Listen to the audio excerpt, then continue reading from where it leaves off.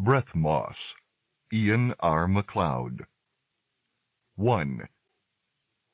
In her 12th standard year, which on Habara was the season of soft rains, Jalila moved across the mountains with her mothers from the high plains of Tabuthal to the coast.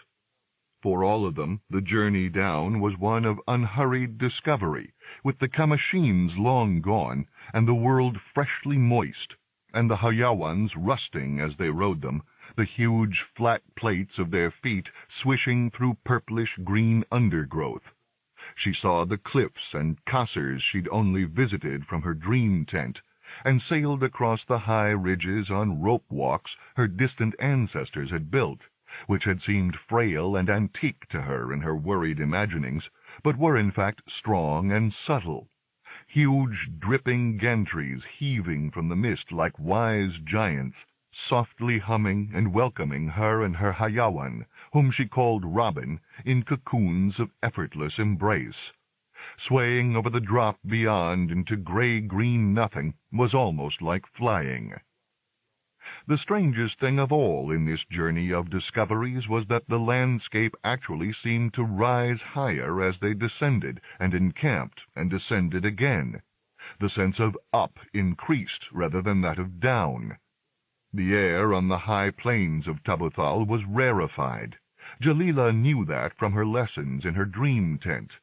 They were so close to the stars that Pavo had had to clap a mask over her face from the moment of her birth until the breathmoss was embedded in her lungs. And it had been clear up there.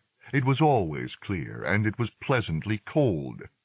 The sun shone all day, hard and cold and white from the blue blackness, as did a billion stars at night, although Jalila had never thought of those things as she ran amid the crystal trees, and her mothers smiled at her and occasionally warned her that one day all of this would have to change.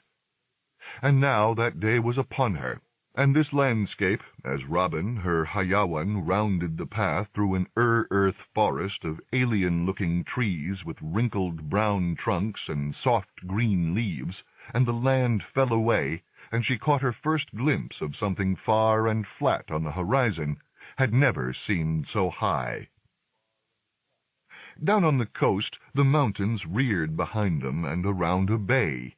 There were many people here. Not the vast numbers, perhaps, of Jalila's dream tent stories of the 10,001 worlds, but so many that she was sure, as she first walked the streets of a town where the buildings huddled in ridiculous proximity, and tried not to stare at all the faces, that she would never know all their families.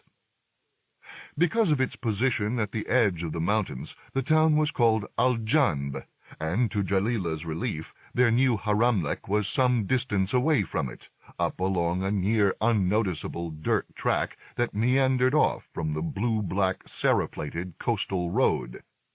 There was much to be done there by way of repair, after the long season that her bondmother Laya had left the place deserted.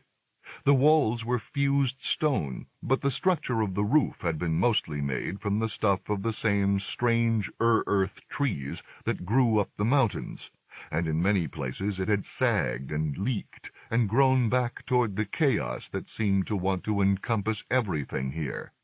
The Hayawans, too, needed much attention in their makeshift stables as they adapted to this new climate, and Mother Pavo was long employed constructing the necessary potions to mend the bleeding bonds of rusty metal and flesh, and then to counteract the mold that grew like slow tears across their long, solemn faces.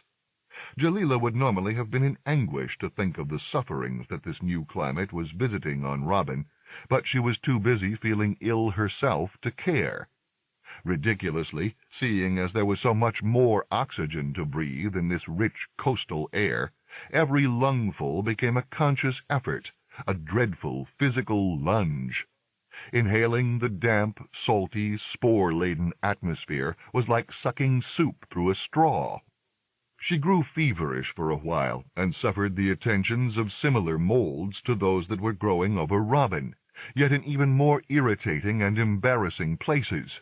More irritating still was the fact that Ananke, her birth mother, and Laya, her bond mother, Even Pavo, who was still busily attending to the Hayawans, treated her discomforts and fevers with airy disregard. They had, they all assured her vaguely, suffered similarly in their own youths, and the weather would soon change in any case. To Jalila, who had spent all her life in the cool, unvarying glare of Tabuthal, where the wind only ever blew from one direction and the trees jingled like ice, that last statement might as well have been spoken in another language. If anything, Jalila was sure that she was getting worse. The rain drummed on what there was of the roof of their haremlek, and dripped down and pooled in the makeshift awnings, which burst in bucket-loads down your neck if you bumped into them, and the mist drifted in from every direction through the paneless windows, and the mountains most of the time seemed to consist of cloud or to have vanished entirely. She was coughing. Strange stuff was coming out on her hands, slippery and green as the slime that tried to grow everywhere here. One morning she awoke, sure that part of her was bursting, and stumbled from her dream tent and out through the scaffolding that had by then surrounded the haremlek, then barefoot down the mud track and across the quiet black road and down onto the beach, for no other reason than that she needed to escape. She stood gasping amid the rock pools, her hair lank and her skin feverishly itching. There was something at the back of her throat. There was something in her lungs. She was sure that it had taken root and was growing. Then she started coughing as she had never coughed before, and more of the green stuff came splattering over her hands and down her chin. She doubled over. Huge lumps of it came showering out, strung with blood. If it hadn't been mostly green, she'd have been sure that it was her lungs. She'd never imagined anything so agonizing. Finally, though, in heaves and starts and false dawns, the process dwindled. She wiped her hands on her nightdress. The rocks all around were splattered green. It was breathmoss, the stuff that had sustained her on the high plains. And now look at it. Jalila took a slow, cautious breath, and then another. Her throat ached, her head was throbbing, but still the process was suddenly almost ridiculously easy. She picked her way back across the beach, up through the mists to her haremlek. Her mothers were eating breakfast. Jalila sat down with them, wordlessly, and started to eat. That night Ananke came and sat with Jalila as she lay in her dream tent in plain darkness and tried not to listen to the sounds of the rain falling on and through the creaking, dripping building. Even now her birth mother's hands smelled and felt like the high desert as they touched her face, rough and clean and warm, like rocks in starlight, giving off their heat. A few months before, Jalila would probably have started crying. "You'll understand now, perhaps, why we thought it better not to tell you about the breathmoss." There was a question mark at the end of the sentence, but Jalila ignored it. They'd known all along. She was still angry. "And there are other things, too, which will soon start to happen to your body, things that are nothing to do with this place. And I shall now tell you about them all, even though you'll say you knew it before." The smooth, rough fingers stroked her hair. As Ananke's words unraveled, telling Jalila of changings and swellings and growths she'd never thought would really apply to her, and which these fetid lowlands really seemed to have brought closer, Jalila thought of the sound of the wind tinkling through the crystal trees up on Tabuthal. She thought of the dry, cold wind in her face. The wet air here seemed to enclose her. She wished that she was running. She wanted to escape. Small though Aljanb was, it was as big a town as Jalila had ever seen, and she soon came to volunteer to run all the various errands that her mothers required as they restored and repaired their haremlek. She was used to wide expanses, big horizons, the surprises of a giant landscape that crept upon you slowly, visible for miles. Yet here every turn brought abrupt surprise and sudden change. The people had such varied faces and accents. They hung their washing across the streets, and bickered and smoked in public. Some ate with both hands. They stared at you as you went past, and didn't seem to mind if you stared back at them. There were unfamiliar sights and smells, markets that erupted on particular days to the workings of no calendar Jalila yet understood, and which sold in glittering, shining, stinking, disgusting, fascinating arrays the strangest and most wonderful things. There were fruits from off-planet, spices shaped like insects, and insects that you crushed for their spice. There were swarming vats of things Jalila couldn't possibly imagine any use for, and bright silks woven thin as starlit wind that she longed for with an acute physical thirst. And there were aliens, too, to be glimpsed sometimes wandering the streets of Aljanb, or looking down at you from its overhung top windows like odd pictures in old frames. Some of them carried their own atmosphere around with them in bubbling hookahs, and some rolled around in huge gray bits of the sea of their own planets, like babies in a birth sack. Some of them looked like huge versions of the spice insects, and the air around them buzzed angrily if you got too close. The only thing they had in common was that they seemed blithely unaware of Jalila, as she stared and followed them, and then returned inexcusably late from whatever errand she'd supposedly been sent on. Sometimes she forgot her errands entirely.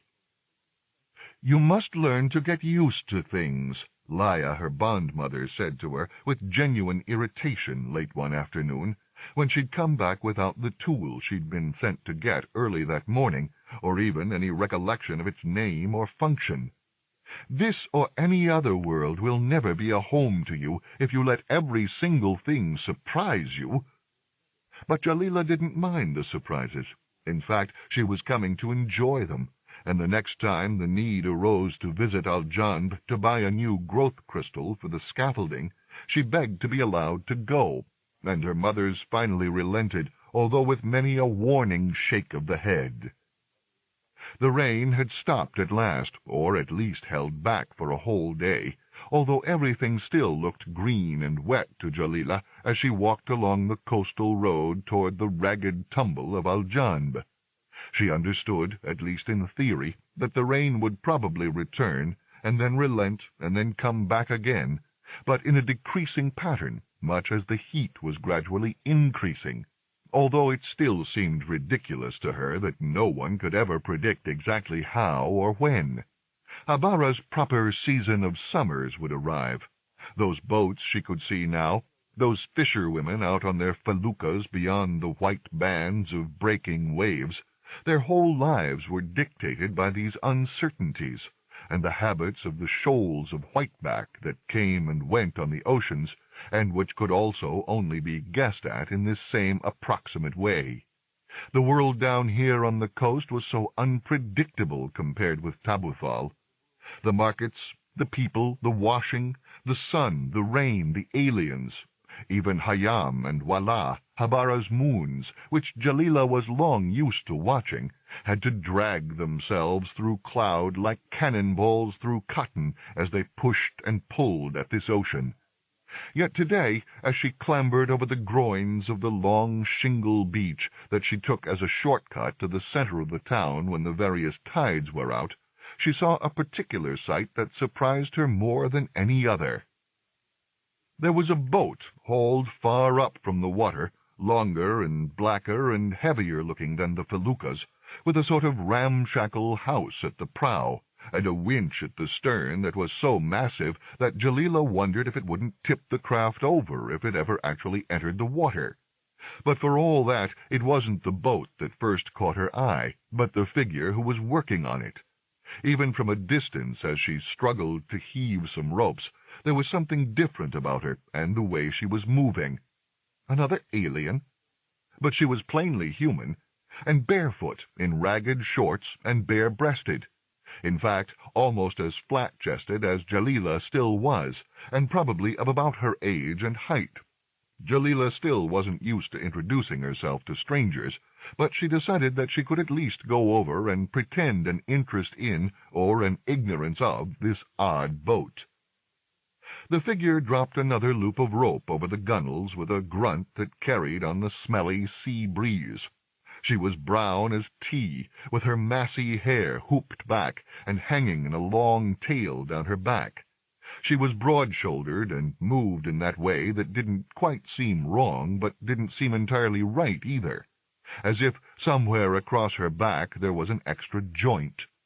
When she glanced up at the clatter of shingle as Jalila jumped the last groin, Jalila got a proper full sight of her face, and saw that she was big-nosed, big-chinned, and that her features were oddly broad and flat. A child sculpting a person out of clay might have done better. "Have you come to help me?" Jalila shrugged. "I might have done." "That's a funny accent you've got." They were standing facing each other. She had gray eyes, which looked odd as well. Perhaps she was an off-worlder. That might explain it.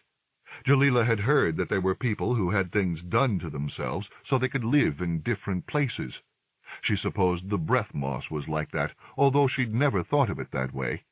And she couldn't quite imagine why it would be a requirement for living on any world that you looked this ugly. "Everyone talks oddly here," she replied. "But then your accent's funny as well." "I'm Kalal, and that's just my voice. It's not an accent." Kalal looked down at her oily hands, perhaps thought about wiping one and offering it to shake, then decided not to bother. "Oh?" "You don't get it, do you?" That gruff voice. The odd way her features twisted when she smiled. "What is there to get? You're just—" "I'm a man." Kalal picked up a coil of rope from the shingle and nodded to another beside it. "Well, are you going to help me with this, or aren't you?" The rains came again, this time starting as a thing called drizzle, then working up the scale to torrent. The tides washed especially high. There were storms, and white crackles of lightning, and the boom of a wind that was so unlike the Kamasheen. Jalila's mothers told her to be patient, to wait, and to remember. "Please remember this time, so you don't waste the day for us all, Jalilaneen," the things that they sent her down the Saraplate road to get from Aljanb. She trudged under an umbrella, another new and useless coastal object, which turned itself inside out so many times that she ended up throwing it into the sea, where it floated off quite happily, as if that was the element for which it was intended in the first place. Almost all of the feluccas were drawn up on the far side of the roadway, safe from the madly bashing waves, but there was no sign of that bigger craft belonging to Kalal. Perhaps he, the antique genderative word was he, wasn't it, was out there where the clouds rumbled like boulders. Perhaps she'd imagined their whole encounter entirely. Arriving back home at the Haramlik surprisingly quickly, and carrying for once the things she'd been ordered to get, Jalila dried herself off and buried herself in her dream tent, trying to find out from it all that she could about these creatures called men.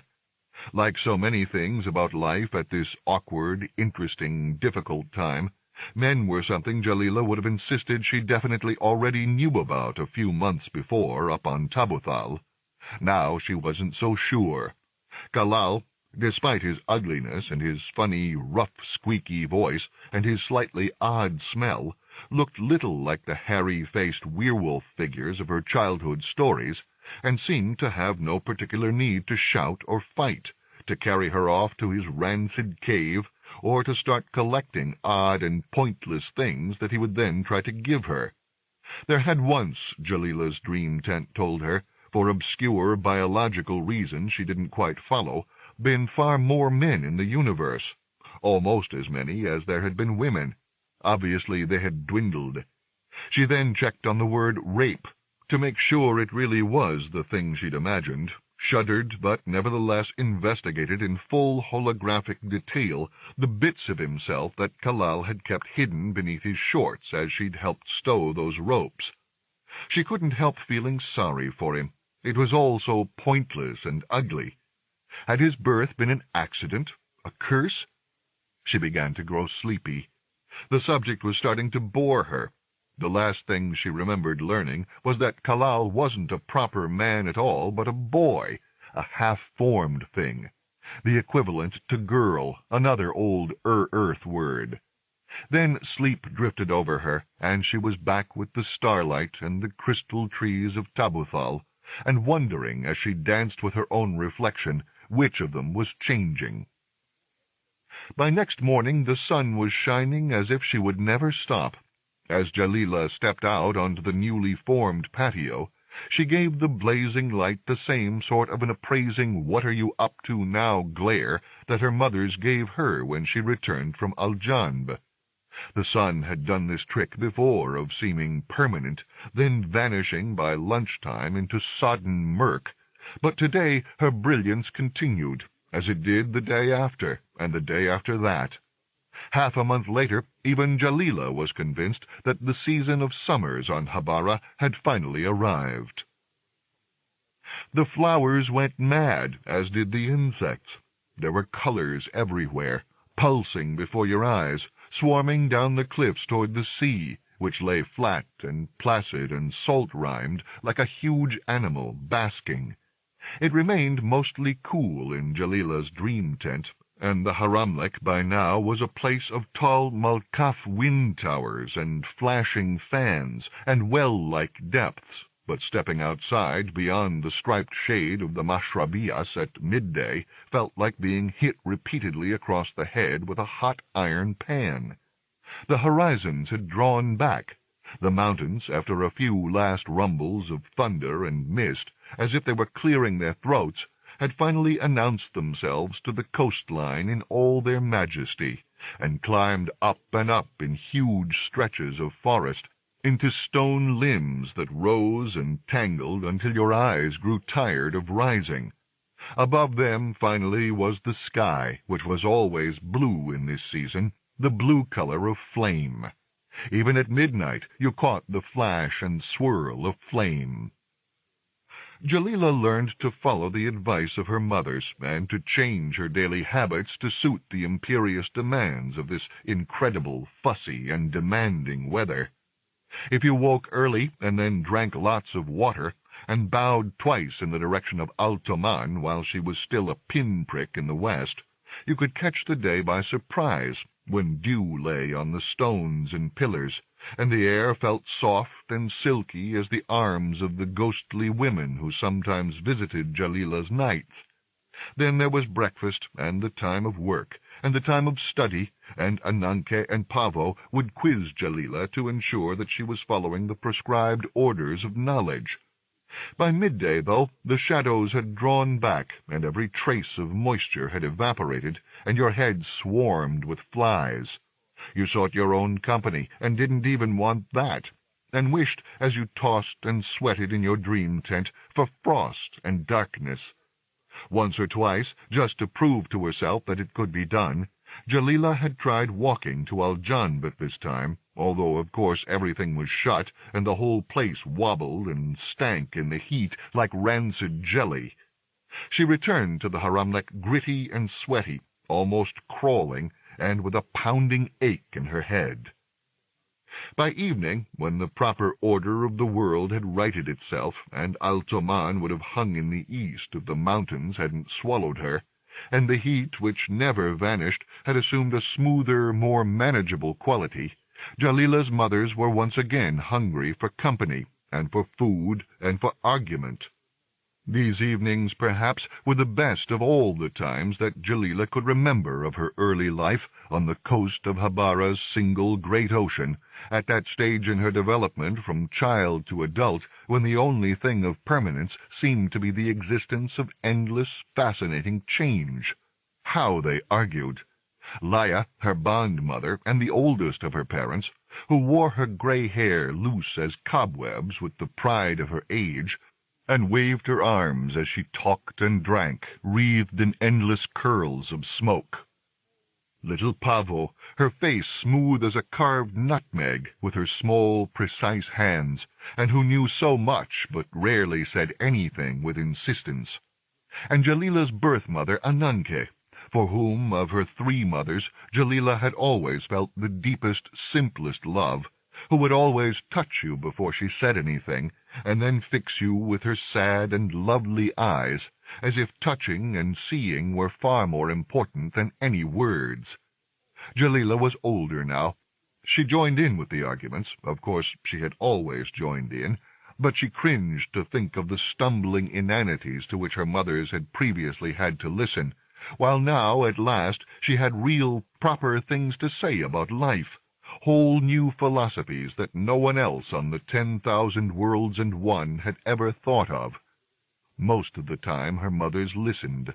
Sometimes they even acted as if they were persuaded by their daughter's wisdom.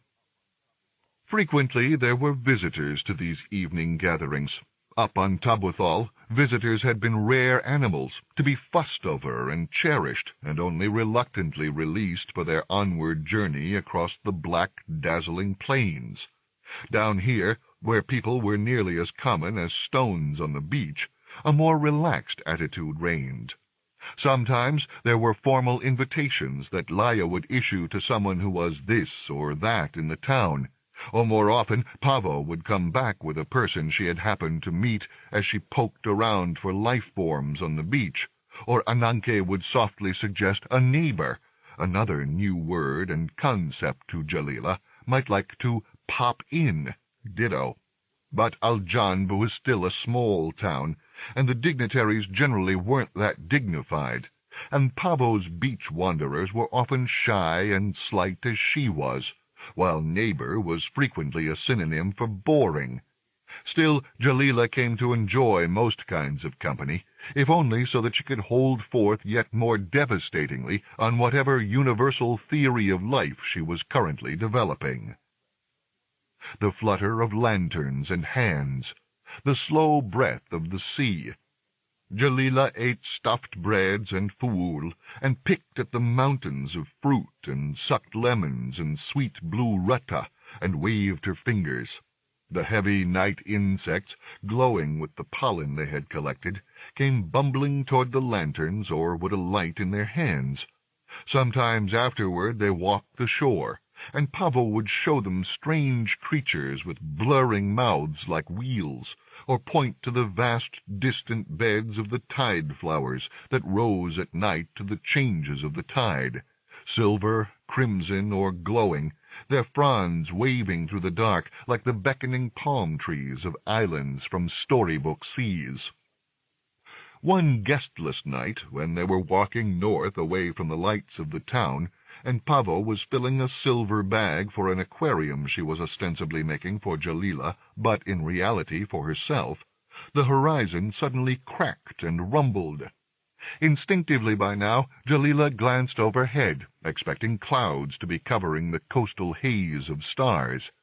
But the air was still and clear, the hot, dark edge of that blue flame. Across the sea the rumble and crackle was continuing, accompanied by a glowing pillar of smoke that slowly tottered over the horizon. The night pulsed and flickered. There was a breath of impossibly hot, salt air. The pillar, a wobbly finger with a flame-tipped nail, continued climbing skyward. A few geelies rose and fell, clacking and cawing on the far rocks, black shapes in the darkness. "It's the start of the season of rockets," Laya said. "I wonder who'll be coming." 2. By now Jalila had acquired many of her own acquaintances and friends. Young people were relatively scarce amid the long-lived human Habarans, and those who dwelt around Aljanb were continually drawn together and then repulsed from each other like spinning magnets. The elderly Mahwagis, who had outlived the need for wives and the company of a haramlek, and lived alone, were often more fun and more reliably eccentric.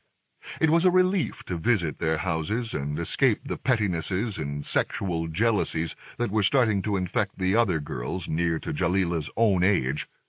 She regarded Kalal similarly as an escape, and she relished helping him with his boat, and enjoyed their journeys out across the bay, where the wind finally tipped almost cool over the edge of the mountains and lapped the sweat from their faces. Kalal took Jalila out to see the rocket port one still, hot afternoon. It lay just over the horizon, and was the longest journey they had undertaken. The sails filled with the wind, and the ocean grew almost black, yet somehow transparent as they hurried over it. Looking down, Jalila believed that she could glimpse the white, sliding shapes of the great sea leviathans who had once dwelt, if local legend was to be believed, in the ruined rock palaces of the Kassers, which she had passed on her journey down from Tabuthal. Growing tired of sunlight, they had swarmed back to the sea that had birthed them, throwing away their jewels and riches, which bubbled below the surface, then rose again under Habara's twin moons to become the beds of tide flowers. She had gotten that part of the story from Kalal. Unlike most people who lived on the coast, Kalal was interested in Jalila's life in the starry darkness of Tabuthal, and repaid her with his own tales of the ocean. The boat ploughed on, rising, frothing. Blissfully, it was almost cold. Just how far out at sea was this rocket port?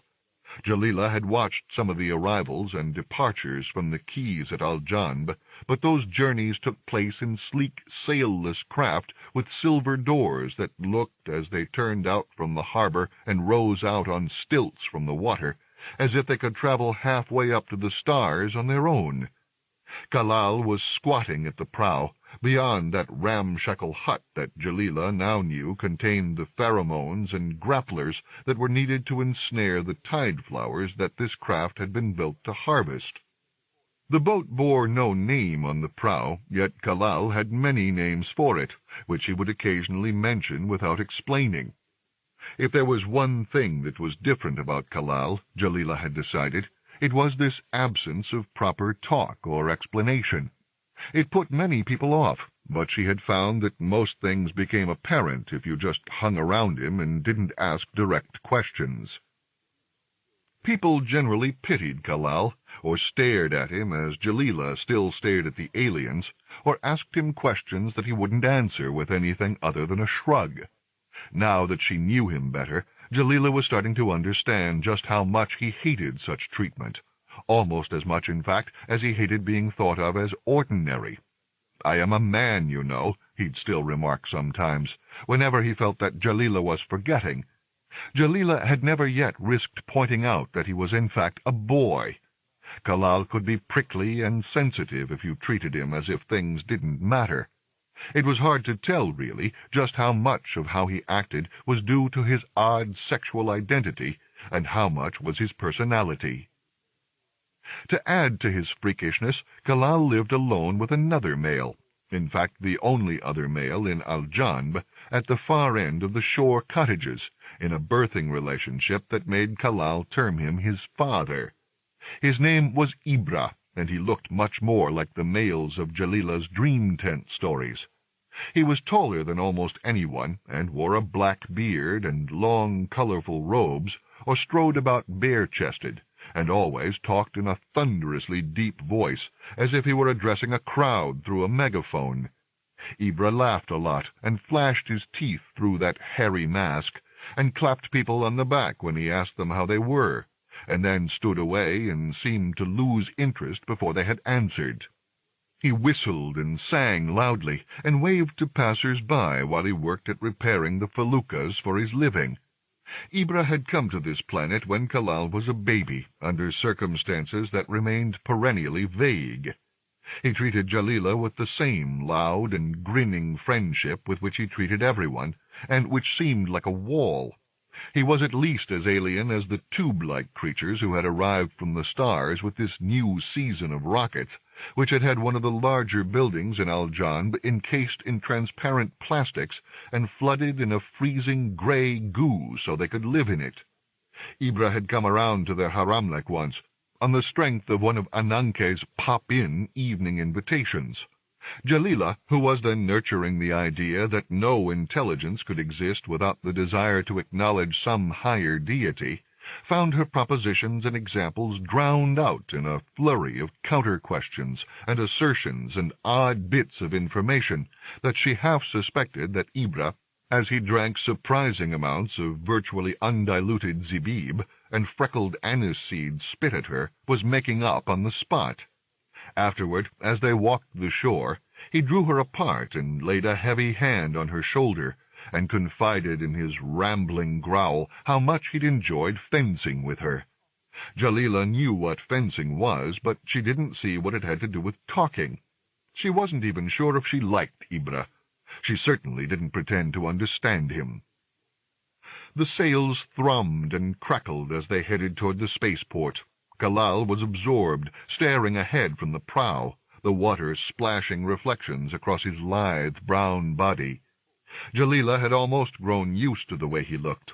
After all, they were both slightly freakish, she because she came from the mountains, he because of his sex. And they both liked their own company, and could accept each other into it without distraction during these long periods of silence. One never asked the other what they were thinking. Neither really cared, and they cherished that privacy. "Look!" Kalal scuttled to the rudder. Jalila hauled back the jib. In wind-crackling silence, they and their nameless and many-named boat tacked toward the spaceport. The spaceport was almost like the mountains. When you were close up, it was too big to be seen properly. Yet for all its size, the place was a disappointment. Empty and messy, like a huge version of the docks of Aljanb, similarly reeking of oil and refuse, and essentially serving a similar function. The spaceships themselves, if indeed the vast cistern-like objects they saw forever in the distance as they furled the sails and rowed along the maze of oily canals were spaceships, were only a small part of this huge floating complex of islands.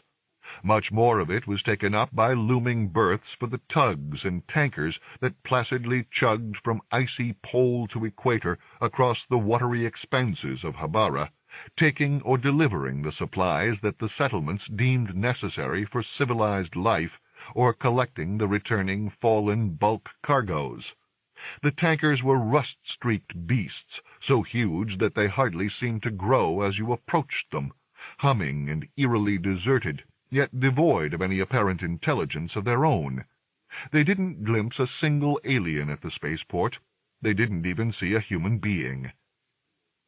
The journey there, Jalila decided as they finally got the sails up again, had been far more enjoyable and exciting than actually arriving. Heading back toward the sun-pink coastal mountains, which almost felt like home to her now, she was filled with an odd longing that only diminished when she began to make out the lighted, dusky buildings of Aljanb. Was this homesickness, she wondered, or something else? This was the time of Habara's long summer. This was the season of rockets. When she mentioned their trip, Jalila was severely warned by Pavo of the consequences of approaching the spaceport during periods of possible launch, but it went no further than that. Each night now, and deep into the morning, the rockets rumbled at the horizon and climbed upward on those grumpy pillars, bringing to the shore a faint whiff of sulphur and roses, adding to the thunderous heat. And outside at night, if you looked up, you could sometimes see the blazing comet trails of the returning capsules, which would crash somewhere in the distant seas. The beds of tide flowers were growing bigger as well. If you climbed up the sides of the mountains before the morning heat flattened everything, you could look down on those huge, brilliant, and ever-changing carpets, where every pattern and swirl seemed gorgeous and unique. At night, in her dream tent, Jalila sometimes imagined that she was floating up on them, just as in the oldest of the old stories. She was sailing over a different landscape on a magic carpet, with the cool night desert rising and falling beneath her like a soft sea. She saw distant palaces, and clusters of palms around small and tranquil lakes that flashed the silver of a single moon, and then yet more of this infinite Sahara, airy and frosty, flowed through curves and undulations, and grew vast and pinkish in her dreams. Those curves, as she flew over them and began to touch herself, resolved into thighs and breasts. The winds stirring the peaks of the dunes resolved in shuddering breaths. This was the time of Habara's long summer. This was the season of rockets. Robin, Jalila's Hayawan, had by now, under Pavo's attentions, fully recovered from the change to her environment. The rust had gone from her flanks. The melds with her thinly grey-furred flesh were bloodless and neat. She looked thinner and lighter. She even smelled different. Like the other Hayawans, Robin was frisky and bright and brown-eyed now, and didn't seem to mind the heat, or even Jalila's forgetful neglect of her.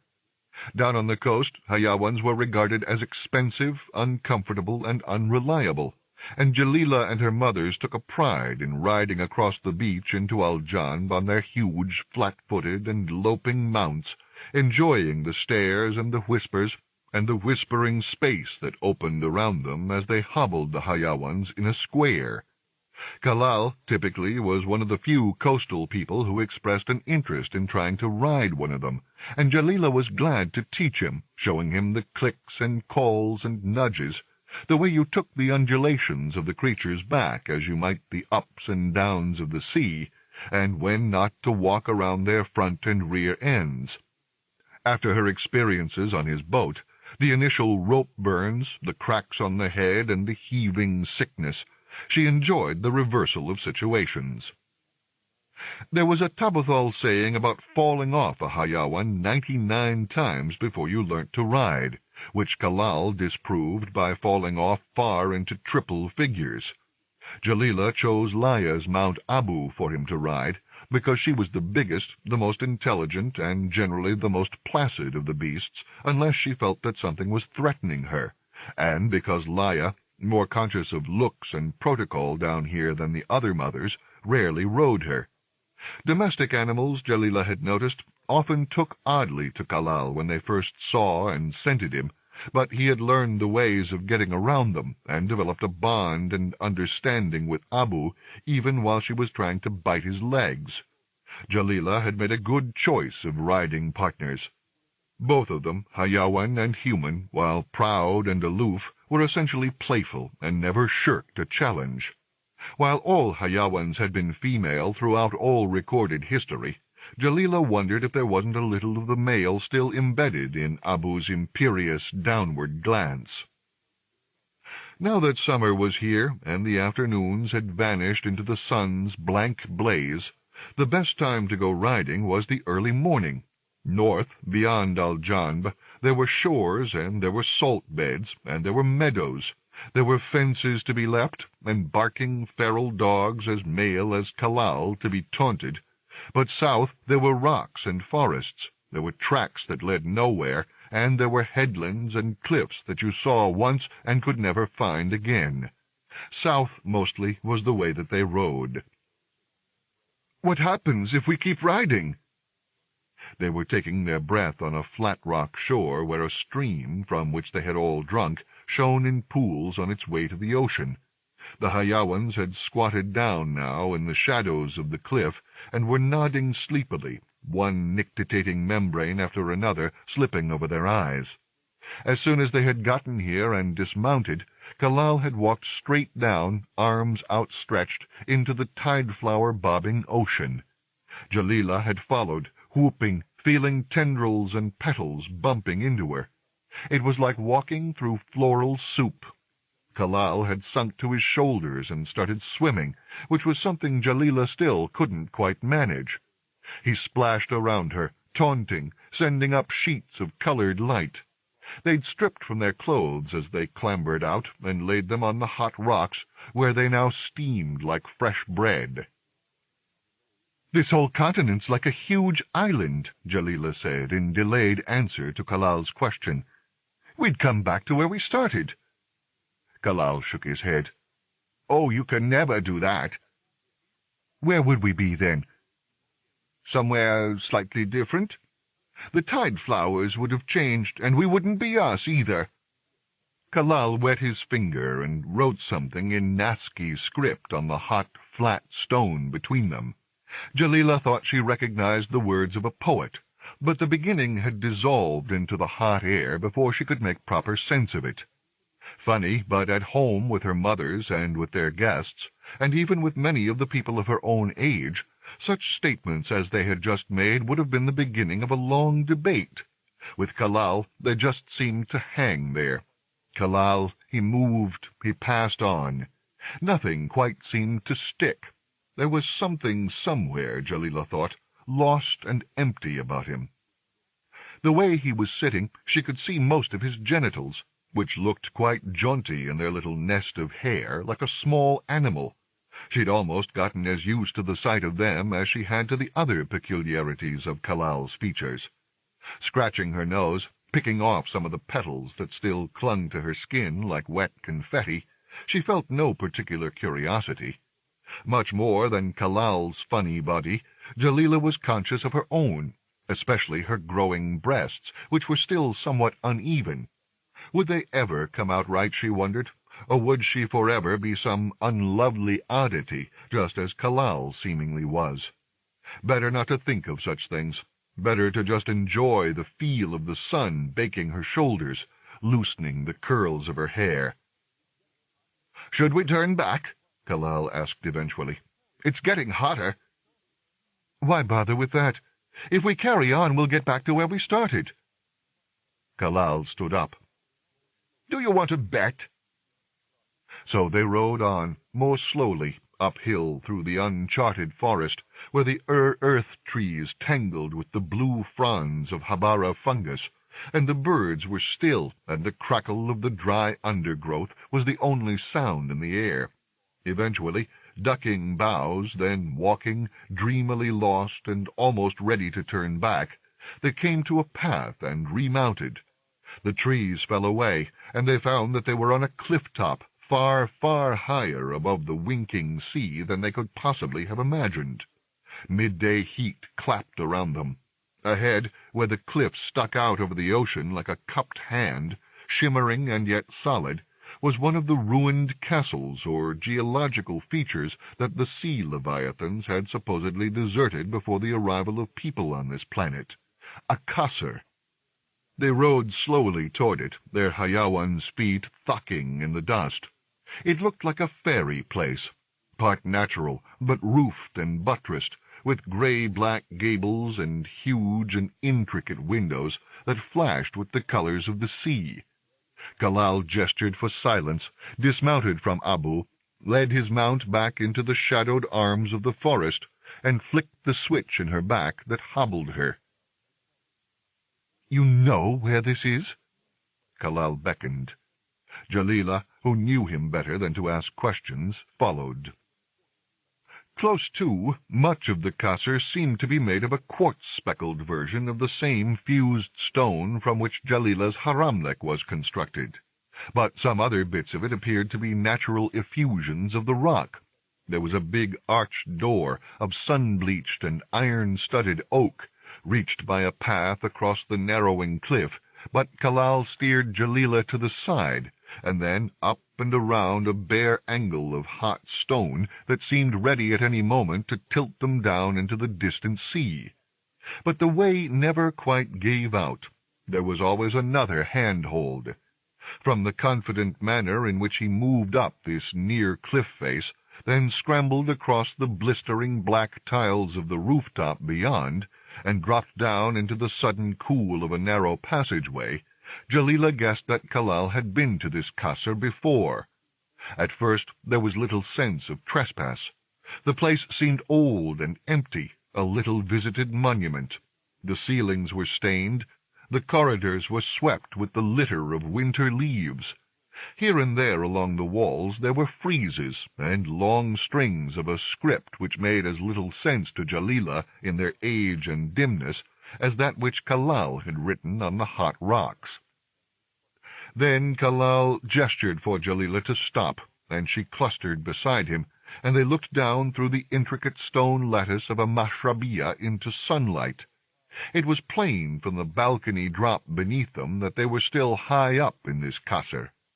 Below, in the central courtyard, somehow shocking after this emptiness, a fountain played in a garden, and water lapped from its lip and ran in steel fingers toward cloistered shadows. "Someone lives here?" Kalal mouthed the word Tariqua. Somehow Jalila instantly understood. It all made sense in this season of rockets, even the dim scenes and hieroglyphs carved in the honeyed stones of this fairy castle. Tariquas were merely human, after all, and the spaceport was nearby. They had to live somewhere.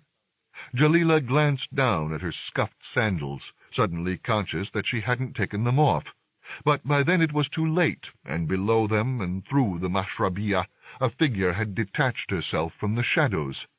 The Tariqua was tall and thin, and black and bent as a burnt-out matchstick. She walked with a cane. Jalila didn't know what she'd expected. She'd grown older since her first encounter with Kalal, and no longer imagined that she knew about things just because she'd learnt of them in her dream tent.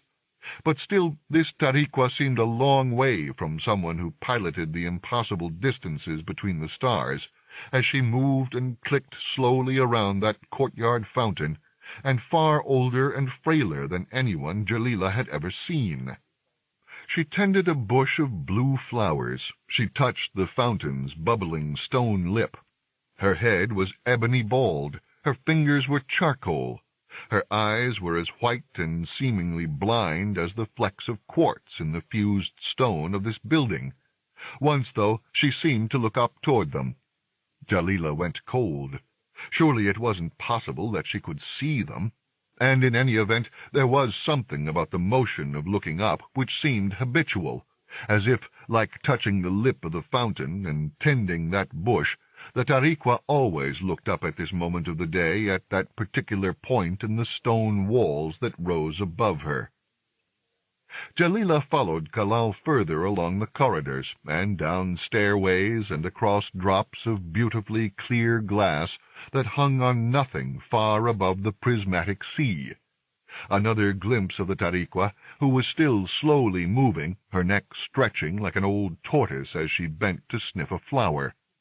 In this part of the kasr there were more definite signs of habitation, scattered cards and books, a moth-eaten tapestry that billowed from a windowless arch overlooking the sea, empty coat-hangers piled like the bones of insects, an active but clearly little-used chemical toilet.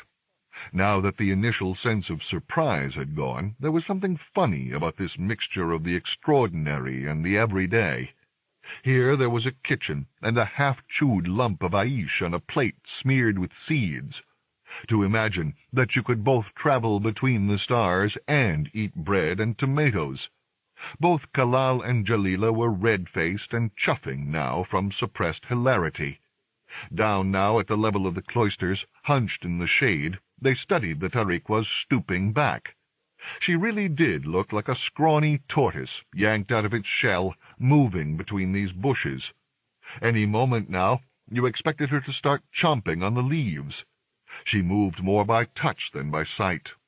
Amid the intricate colors of this courtyard, and the flashing glass wind chimes that tinkled in the far archways as she fumbled sightlessly but occasionally glanced at things with those odd white eyes, it seemed yet more likely that she was blind, or at least terribly nearsighted. Slowly, Jalila's hilarity receded, and she began to feel sorry for this old creature, who had been aged and withered and wrecked by the strange process of travel between the stars. The pain of distance. Now where had that phrase come from? Kalal was still puffing his cheeks. His eyes were watering as he ground his fist against his mouth and silently thumped the nearest pillar in agonized hilarity. Then he let out a nasal grunt, which Jalila was sure that the Tariqua must have heard. But her stance didn't alter. It wasn't so much as if she hadn't noticed them, but that she already knew that someone was there.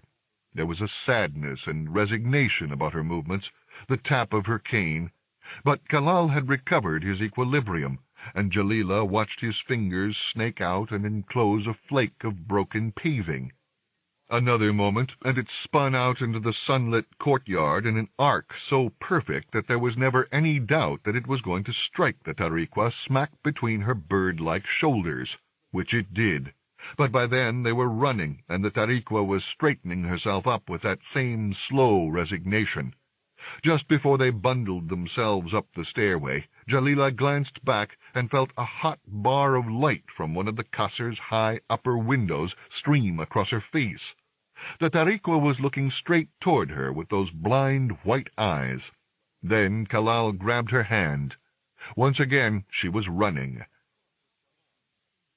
Jalila was cross with herself, and cross with Kalal. It wasn't like her, a voice like a mingled chorus of her three mothers would say, to taunt some poor old Mahwagi, even if that Mahwagi happened also to be an aged Tariqua. But Jalila was young, and life was busy. The voice soon faded. In any case, there was the coming Mulid to prepare for. The arrangement of festivals locally and on Habara as a whole was always difficult. Habara's astronomical year was so long that it made no sense to fix the traditional cycle of Mulids by it, but at the same time no one felt comfortable celebrating the same saint or Eid in conflicting seasons. Fasting, after all, properly belonged to winter, and no one could quite face their obligations toward the Almighty with quite the same sense of surrender and equanimity in the middle of spring. People's memories faded as well, as to how one did a particular saint in autumn, or revered a certain enlightenment in blasting heat that you had previously celebrated by throwing snowballs. Added to this were the logistical problems of catering for the needs of a small and scattered population across a large planet. There were traveling players, fairs, wandering Sufis and priests, but they plainly couldn't be everywhere at once. The end result was that each Mulid was fixed locally on Habara, according to a shifting timetable and after much discussion and many meetings, and rarely happened twice at exactly the same time, or else occurred simultaneously in different places. Laya threw herself into these discussions with the enthusiasm of one who had long been missing such complexities in the lonelier life up on Tabuthal. For the Mulid of first habitation, which commemorated the time when the blessed Joanna had arrived on Habara at a site that several different towns claimed, and cast the first earth seeds, and lived for 5 long Habaran years on nothing but tide flowers and starlight, and rode the sea leviathans across the oceans as if they were Hayawans as she waited for her lover Pia. Laya was the leading light in the local organizations at Al-Janb, and the rest of her Haramlek were expected to follow suit. The whole of Al-Janb was to be transformed for a day and a night. Jalila helped with the hammering and weaving, and tuning Pavo's crystals and plants, which would supposedly transform the Seraplate road between their Haramlek and the town into a glittering tunnel. More in the forefront of Jalila's mind were those colored silks that came and went at a particular stall in the markets, and which she was sure would look perfect on her. Between the planning and the worries about this or that turning into a disaster, she worked carefully on each of her 3 mothers in turn, a nudge here, a suggestion there. Turning their thoughts toward accepting this extravagance was a delicate matter, like training a new Hayawan to bear the saddle. Of course, there were wild resistances and buckings, but you were patient, you were stronger, you knew what you wanted. You kept to your subject, you returned and returned and returned to it. On the day when Ananke finally relented, a worrying wind had struck up, pushing at the soft, half-formed growths that now straggled through the normal weeds along the road into Al-Janb like silvered mucus. Pavo was fretting about her creations. Laya's life was one long meeting. Even Ananke was anxious as they walked into Al-Janb, where faulty, fresh projections flickered across the buildings and squares like an incipient headache as the sky grayed. Jalila, urging her birth mother on as she paused frustratingly, was sure that the market wouldn't be there, or that if it was, the stall that sold the wind silks was sure to have sold out, or even then that the particular ones she'd set her mind on would have gone. But it was all there. In fact, a whole new supply of wind silks, even more marvelous and colorful, had been imported for this Mulid. They blew and lifted like colored smoke. Jalila caught and admired them. "I think this might be you." Jalila turned at the voice. It was Naira, a girl about a standard year and a half older than her, whose mothers were among the richest and most powerful in Al-Janb. Naira herself was both beautiful and intelligent, witty and sometimes devastatingly cruel. She was generally at the center of things, surrounded by a bickering and admiring crowd of seemingly lesser mortals, which sometimes included Jalila. But today she was alone. "You see, Jalila, that crimson, with your hair, your eyes—" She held the wind silk across Jalila's face like a yashmak. It danced around her eyes. It blurred over her shoulders. Jalila would have thought the color too bold. But Naira's gaze, which flickered without ever quite leaving Jalila's, her smoothing hands told Jalila that it was right for her far better than any mirror could have. And then there was blue, that flame color of the summer night. There were silver clasps, too, to hold these wind silks, which Jalila had never noticed on sale before. The stall-keeper, sensing a desire to purchase that went beyond normal bargaining, drew out more surprises from a chest. "Feel, they can only be made in one place, on one planet, in one season. Look, the grubs, they only hatch when they hear the song of a particular bird, which sings only once in its life before it gives up its spirit to the Almighty." And so on.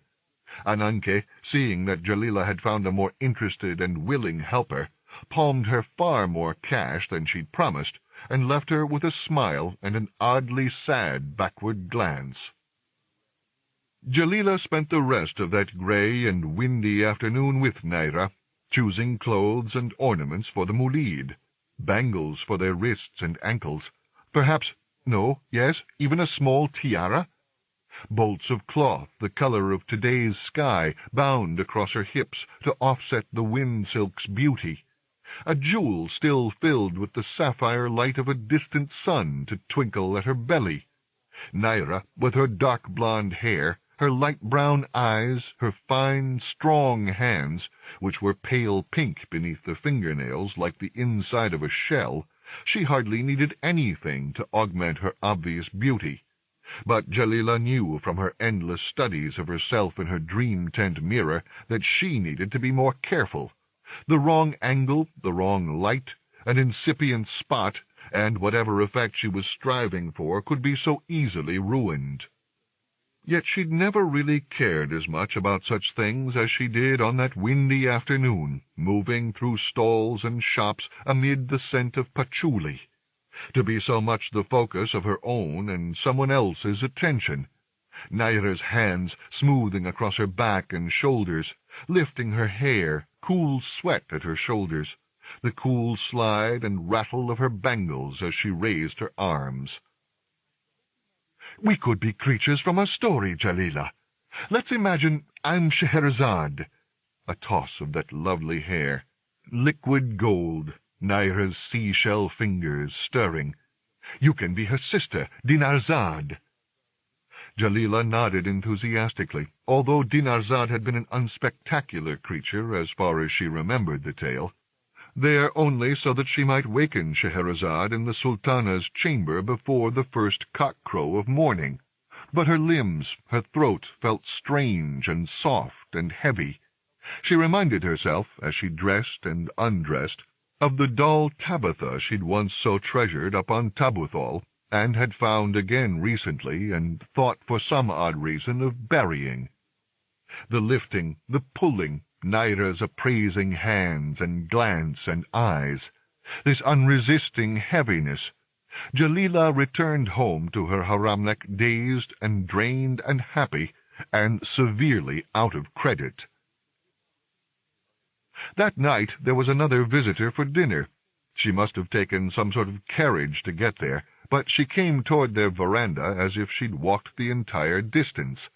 Jalila, whose head was filled with many things, was putting out the bowls when she heard the murmur of footsteps. The sound was so slow that eventually she noticed it consciously, looked up, and saw a thin, dark figure coming up the sandy path between Pavo's swaying and newly sculpted bushes.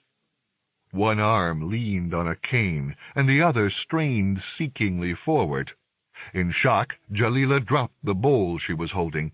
It seemed to roll around and around on the table forever, slipping playfully out of reach of her fingers before spinning off the edge and shattering into several thousand white pieces. "Oh, dear," the Tariqua said, finally climbing the steps beside the windy trellis, her cane tap-tapping. "Perhaps you'd better go and tell one of your mothers, Jalila." Jalila felt breathless. All through that evening, the Tariqua's trachoman white eyes, the scarred and tarry driftwood of her face, seemed to be studying her. Even apart from that odd business of her knowing her name, which she supposed could be explained, Jalila was more and more certain that the Tariqua knew that it was she and Kalal who had spied on her and thrown stones at her on that hot day in the Qasr.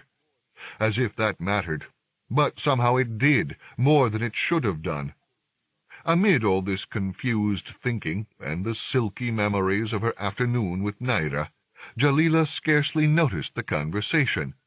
The weather remained gusty, spinning the lanterns, playing shapes with the shadows, making the tapestries breathe. The Tariqua's voice was as thin as her frame. It carried on the spinning air like the croak of an insect. "Perhaps we could walk on the beach, Jalila." "What?" She jerked as if she'd been abruptly awakened. Her mothers were already clearing things away and casting odd glances at her. The voice had whispered inside her head, and the Tariqua was sitting there, her burnt and splintery arms outstretched, in the hope, Jalila supposed, that she would be helped up from the table. The creature's robe had fallen back. Her arm looked like a picture Jalila had once seen of a dried cadaver. With an effort, nearly knocking over another bowl, Jalila moved around the billowing table. With an even bigger effort, she placed her own hand into that of the Tariqua. She'd expected it to feel leathery, which it did, but it was also hot beyond fever. Terribly, the fingers closed around hers. There was a pause. Then the Tariqua got up with surprising swiftness and reached around for her cane, still holding Jalila's hand, but without having placed any weight on it. She could have done all that on her own, the old witch, Jalila thought. And she can see, too. Look at the way she's been stuffing herself with kofta all evening, reaching over for figs. "What do you know of the stars, Jalila?" the Tariqua asked as they walked beside the beach. Pavo's creations along the road behind them still looked stark and strange and half-formed as they swayed in the wind, like the wavering silver limbs of an upturned insect. The waves came and went, strewing tide flowers far up the strand. Like the tongue of a snake, the Tariqua's cane darted ahead of her. Jalila shrugged. There were these gateways. She had always known that. There were these gateways, and they were the only proper path between the stars, because no one could endure the eons of time that crossing even the tiniest fragment of the 10,001 worlds would entail by the ordinary means of traveling from there to here. "Not, of course," the Tariqua was saying, "that people don't do such things. There are tales, there are always tales, of ghost ships of Sufis drifting for tens of centuries through the black and black. But the wealth, the contact, the community flows through the gateways. The Almighty herself provided the means to make them in the days of creation, when everything that was and will ever be spilled out into a void so empty that it did not even exist as an emptiness. In those first moments, as warring elements collided, boundaries formed, dimensions were made, and disappeared without ever quite dissolving, like the salt tide marks on those rocks. As they walked, the Tariqua waved her cane, which the sun and the eons can never quite bake away. These boundaries are called cosmic strings, Jalila, and they have no end. They must form either minute loops, or they must stretch from one end of this universe to the other, and then turn back again, and turn without end. Jalila glanced at the brooch the Tariqua was wearing, which was of a worm consuming its tail. She knew that the physical distances between the stars were vast, but the Tariqua somehow made the distances that she traversed to avoid that journey seem even vaster. "You must understand," the Tariqua said, "that we Tariquas pass through something worse than nothing to get from one side to the other of a gateway." Jalila nodded. She was young, and nothing didn't sound especially frightening. Still, she sensed that there were the answers to mysteries in this near-blind gaze and whispering voice that she would never get from her dream tent or her mother's. "But, Hanim, what could be worse?" she asked dutifully, although she still couldn't think of the Tariqua in terms of a name, and thus simply addressed her with the short honorific, "Than sheer emptiness." "Ah, but emptiness is nothing. Imagine, Jalila, passing through everything instead." The Tariqua chuckled and gazed up at the sky. "But the stars are beautiful, and so is this night. You come, I hear, from Tabuthal. There the skies must all have been very different." Jalila nodded.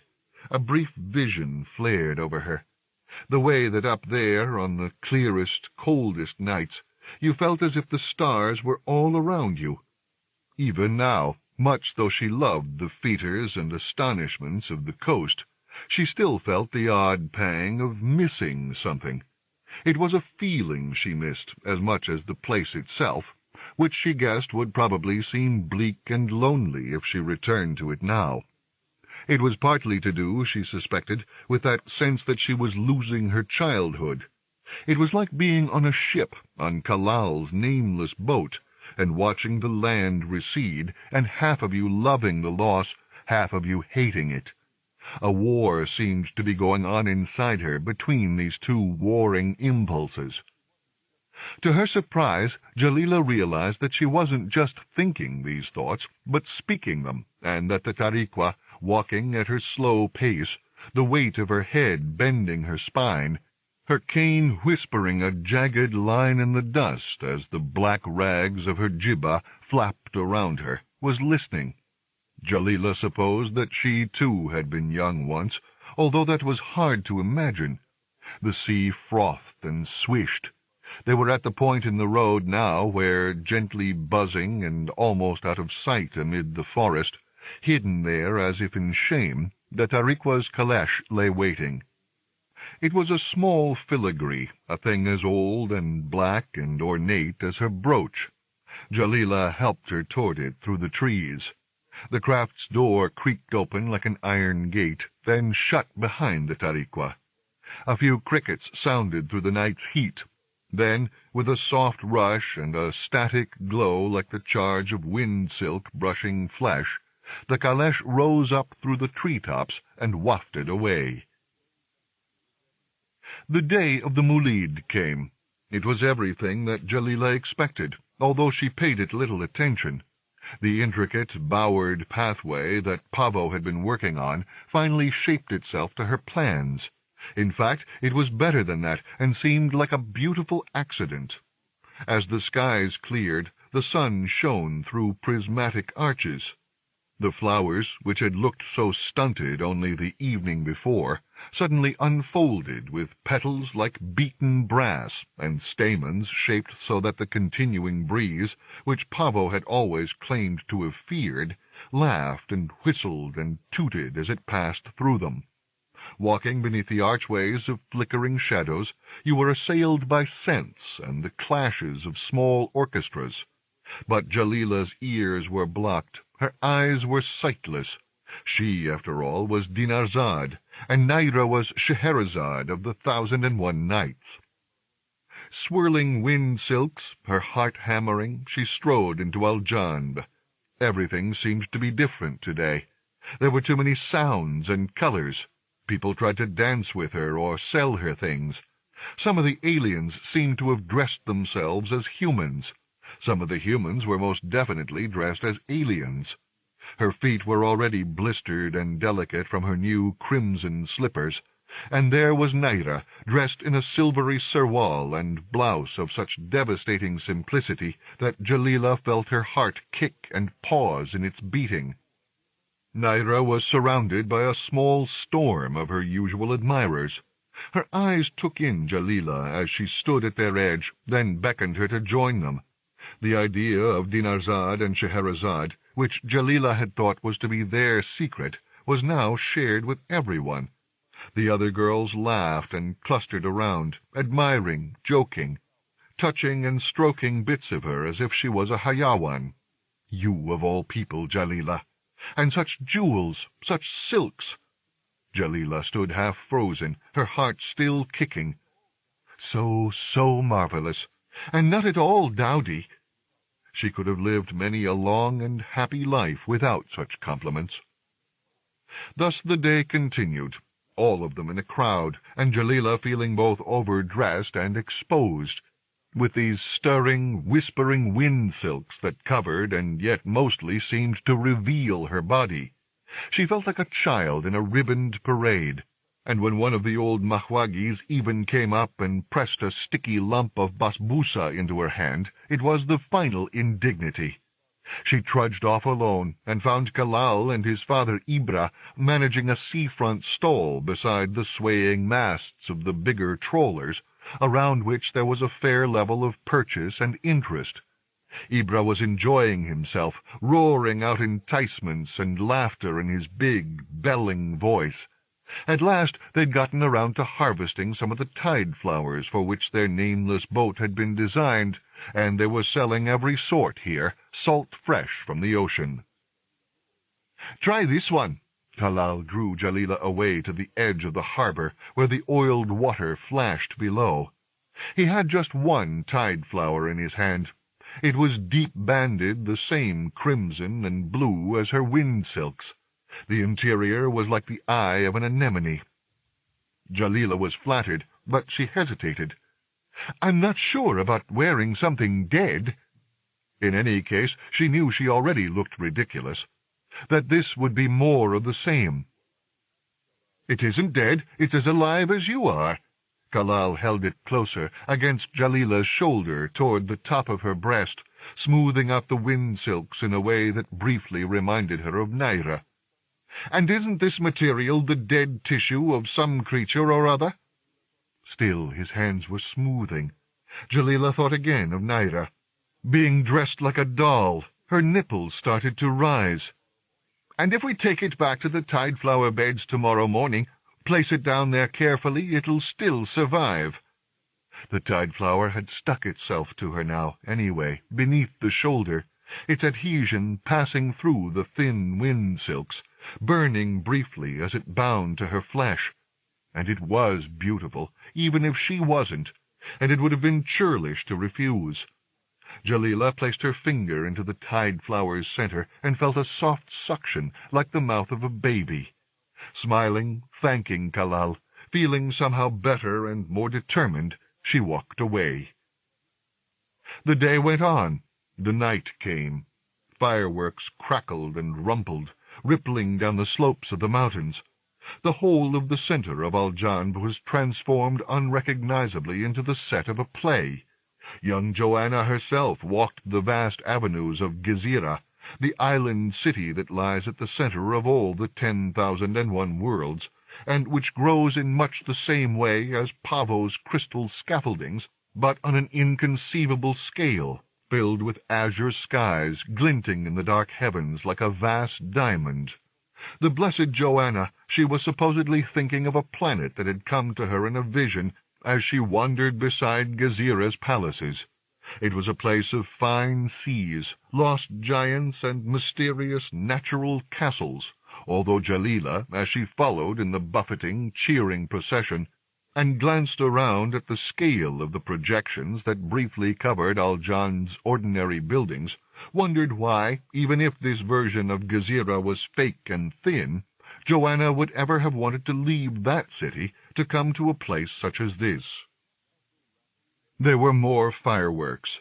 As they rattled, a deeper sound swept over them in a moan from the sea, and everyone looked up as sun-glow poured through the gaudy images of Gezira that still clad Aljan's buildings. Not one rocket or two, but 3 were all climbing up from the spaceport simultaneously, the vast white plumes of their energies fanning out across half the sky to form a billowy fleur-de-lis. At last, as she craned her neck and watched the last of those blazing tails diminish, Jalila felt exulted by this moulid. In the main square, the play continued. When she found a place on a bench and began to watch the more intimate parts of the drama unfold, as Joanna's lover Pia pleaded with her to remain amid the cerulean towers of Gezira, a figure moved to sit beside her. To Jalila's astonishment, it was Naira. "That's a lovely flower. I've been meaning to ask you all day." Her fingers moved across Jalila's shoulder. There was a tug at her skin as she touched the petals. "I got it from Kalal." "Oh," Naira sought the right word. "Him. Can I smell it?" She was already bending down, her face close to Jalila's breast, the golden fall of her hair brushing her forearm, enclosing her in the sweet, slightly vanilla scent of her body. "That's nice. It smells like the sea, on a clear day when you climb up and look down at it from the mountains." The play continued. Would Joanna really go to this planet, which kept appearing to her in these visions? Jalila didn't know. She didn't care. Naira's hand slipped into her own, and lay there upon her thigh with a weight and presence that seemed far heavier than the entire universe.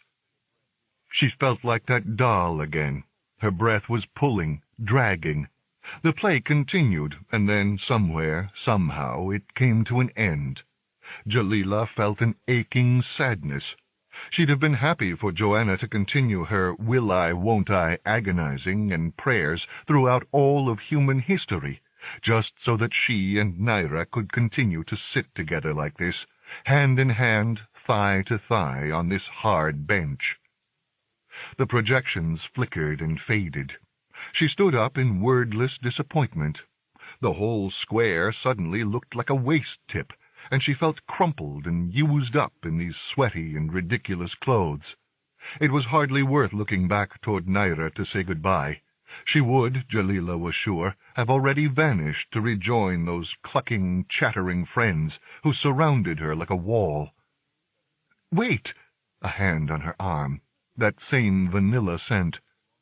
"I've heard that your mother Pavo's displays along the South Road are something quite fabulous."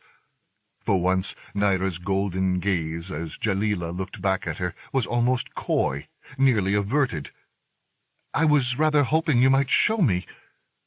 The two of them, walking hand in hand, just like all lovers throughout history, like Pia and Joanna, like Romana and Juliet, like Isabel and Genya, ghosts of smoke from the rocket plumes that had buttressed the sky hung around them, and the world seemed half dissolved in the scent of sulphur and roses.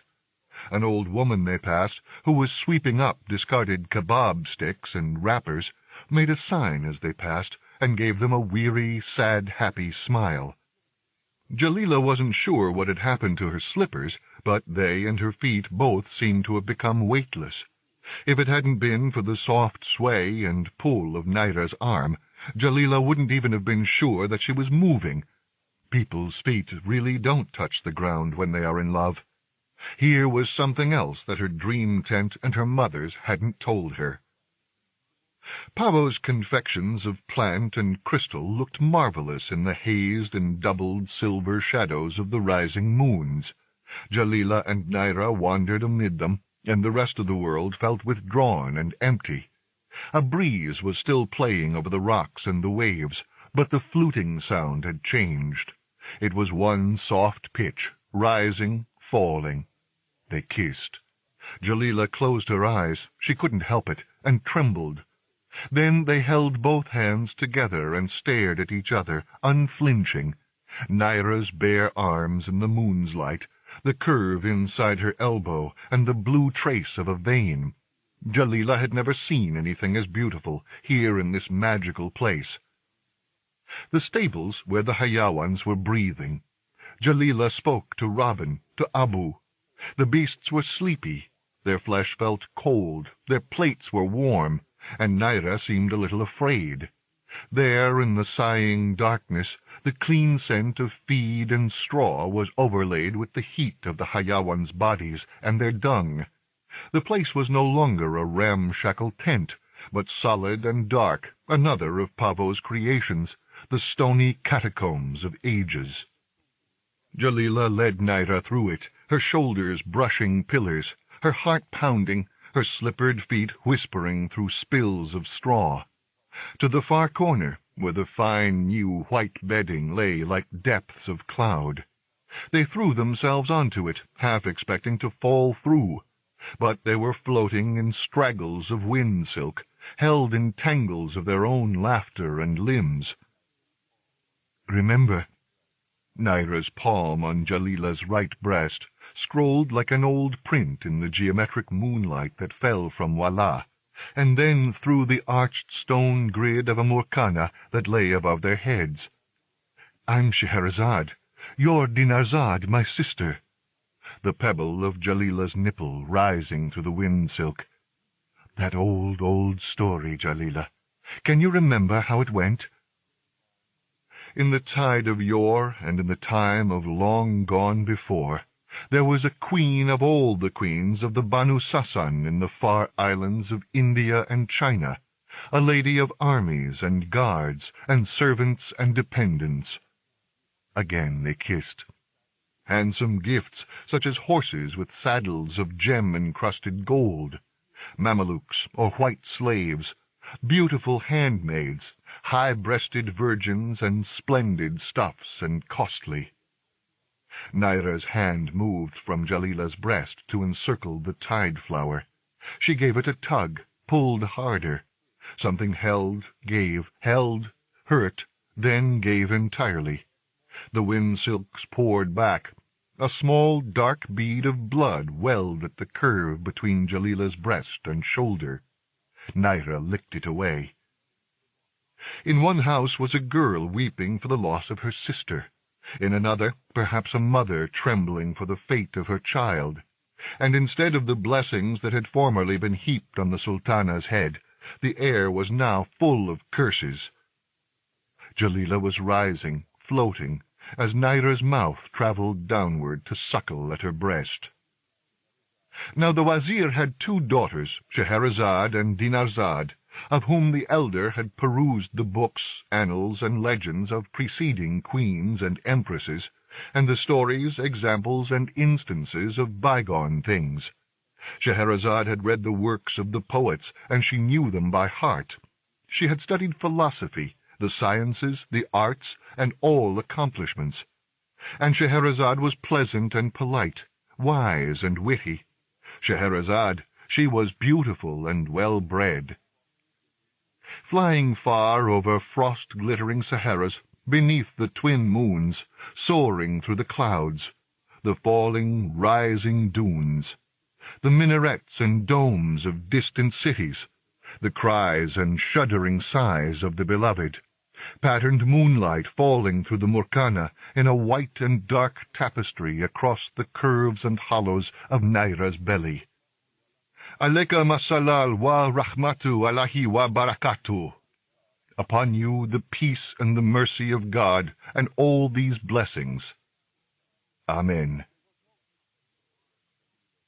There was no cock-crow when Jalila startled awake, but Wallah had vanished, and so had Naira, and the light of the morning sun came splintering down through the Murkana's hot blue lattice.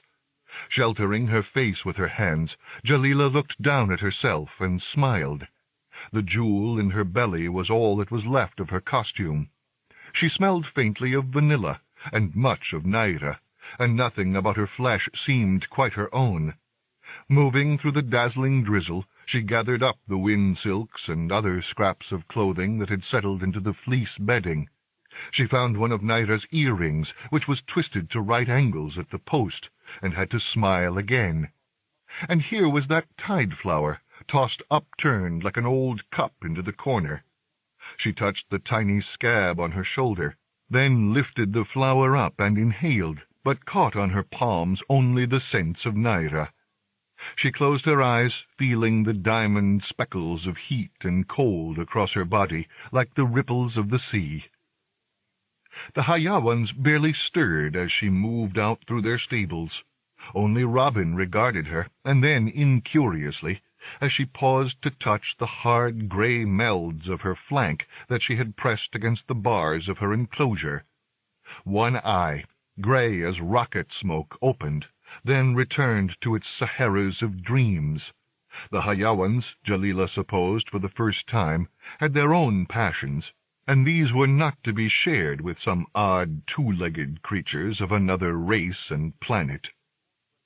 The morning was still clinging to its freshness, and the road, as she crossed it, was barely warm beneath her feet. Wind-towered Aljanb and the Haramlek behind her looked deserted. Even the limbs of the mountains seemed curled in sleepy haze. On this day after the Mulid, no one but the Gilis was yet stirring. Cawing, they rose and settled in flapping red flocks from the beds of the tide-flowers as Jalila scrunched across the hard stones of the beach. Her feet encountered the cool, slick water. She continued walking, wading until the sea tickled her waist, and what remained of the wind-silks had spread about in spills of dye. From her cupped hands she released the tide-flower and watched it float away. She splashed her face. She sunk down to her shoulders as the wind-silks dissolved from her, and looked down between her breasts at the glowing jewel that was still stuck in her belly, and plucked it out and watched it sink, the sea-lantern of a ship drowning. Walking back up the beach, wringing the wet from her hair, Jalila noticed a rich green growth standing out amid the sky-filled rock pools and the growths of lichen. Pricked by something resembling Pavo's curiosity, she scrambled over and crouched to examine it as the gathering heat of the sun dried her back. She recognized this spot, albeit dimly, from the angle of a band of quartz that glittered and bled blue oxides. This was where she had coughed up her breathmoss in that early season of soft rains, and here it still was, changed but unmistakable, and growing. A small patch here, several larger patches there. Tiny filaments of green, a minute forest, raising its boughs and branches to the sun. She walked back up toward her Haramlek, humming. 3. The sky was no longer blue. It was no longer white. It had turned to mercury.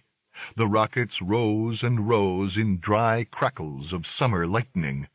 The tube-like aliens fled, leaving their strange house of goo-filled windows and pipes still clicking and humming, until something burst and the whole structure deflated, and the mess of it leaked across the nearby streets. There were warnings of poisonings and strange epidemics. There were cloggings and stenches of the drains. Jalila showed the breathmoss to her mothers, who were all intrigued and delighted, although Pavo had of course noticed and categorized the growth long before, while Ananke had to touch the stuff, and left a small brown mark there like the tips of her 3 fingers, which dried and turned golden over the days that followed. But in this hot season, these evenings when the sun seemed as if it would never vanish, the breathmoss proved surprisingly hardy. After that night of the Mulid, Jalila spent several happy days absorbed and alone, turning and smoothing the memory of her love-making with Naira. Wandering above and beneath the unthinking routines of everyday life, she was like a fine craftsman, spinning silver, shaping sandalwood. The dimples of Naira's back, sweat glinting in the checkered moonlight, that sweet vein in the crook of her beloved's arm, and the pulse of the blood that had risen from it to the drumbeats of ecstasy. The memory seemed entirely enough to Jalila. She was barely living in the present day, when, perhaps 6 days after the end of the Mulid, Naira turned up at their doorstep with the ends of her hair chewed wet and her eyes red-rimmed. Jalila had been almost surprised to see her, and then to notice the differences between the real Naira and the Scheherazade of her memories. Naira smelled of tears and dust as they embraced, like someone who had arrived from a long, long journey. "Why didn't you call me? I've been waiting. Jalila kissed her hair. Her hand travelled beneath a summer shawl to caress Naira's back, which felt damp and gritty. She had no idea how to answer her questions. They walked out together that afternoon in the shade of the woods behind the haramlik. The trees had changed in this long, hot season, departing from their earth habits to coat their leaves in a waxy substance that smelled medicinal. The shadows of their boughs were chalk marks and charcoal. All was silent. The earth birds had retreated to their summer hibernations until the mists of autumn came to rouse them again. Climbing a scree of stones, they found clusters of them at the back of a cave, feathery bundles amid the dripping rock, seemingly without eyes or beak. As they sat at the mouth of that cave, looking down across the heat-trembling bay, sucking the ice and eating the dates that Ananke had insisted they bring with them, Naira had seemed like a different person than the one Jalila had thought she had known before the day of the Mulid. Naira, too, was human, and not the goddess she had seemed. She had her doubts and worries. She, too, thought that the girls who surrounded her were mostly crass and stupid. She didn't even believe in her own obvious beauty. She cried a little again, and Jalila hugged her. The hug became a kiss. Soon, dusty and greedy, they were tumbling amid the hot rocks. That evening, back at the haramlik, Naira was welcomed for dinner by Jalila's mothers with mint tea and the best china. She was invited to bathe. Jalila sat beside her as they ate figs fresh from distant Ras and the year's second crop of oranges. She felt happy. At last life seemed simple. Naira was now officially her lover, and this love would form the pattern of her days. Jalila's life now seemed complete. She believed that she was an adult, and that she talked and spoke and loved and worshipped in an adult way. She still rode out sometimes with Kalal and Robin and Abu. She still laughed or stole things or played games, but she was conscious now that these activities were the sweetmeats of life, pleasing but unnutritious, and the real glories and surprises lay with being with Naira and with her mothers, and the life of the haramlik that the two young women talked of founding together one day. Naira's mothers lived on the far side of Aljanb, in a fine, tall, cliff-top palace that was one of the oldest in the town, clad in white stone and filled with intricate courtyards, and a final, beautiful tahoe that looked down from gardens of tarragon across the whole bay. Jalila greatly enjoyed exploring this haramlik, deciphering the peeling scripts that wound along the cool vaults, and enjoying the company of Naira's mothers, who, in their wealth and grace and wisdom, often made her own mothers seem like the awkward and recent provincial arrivals that they plainly were. At home, in her own haramlik, the conversations and ideas seemed stale. An awful dream came to Jalila one night. She was her old doll, Tabitha, and she really was being buried.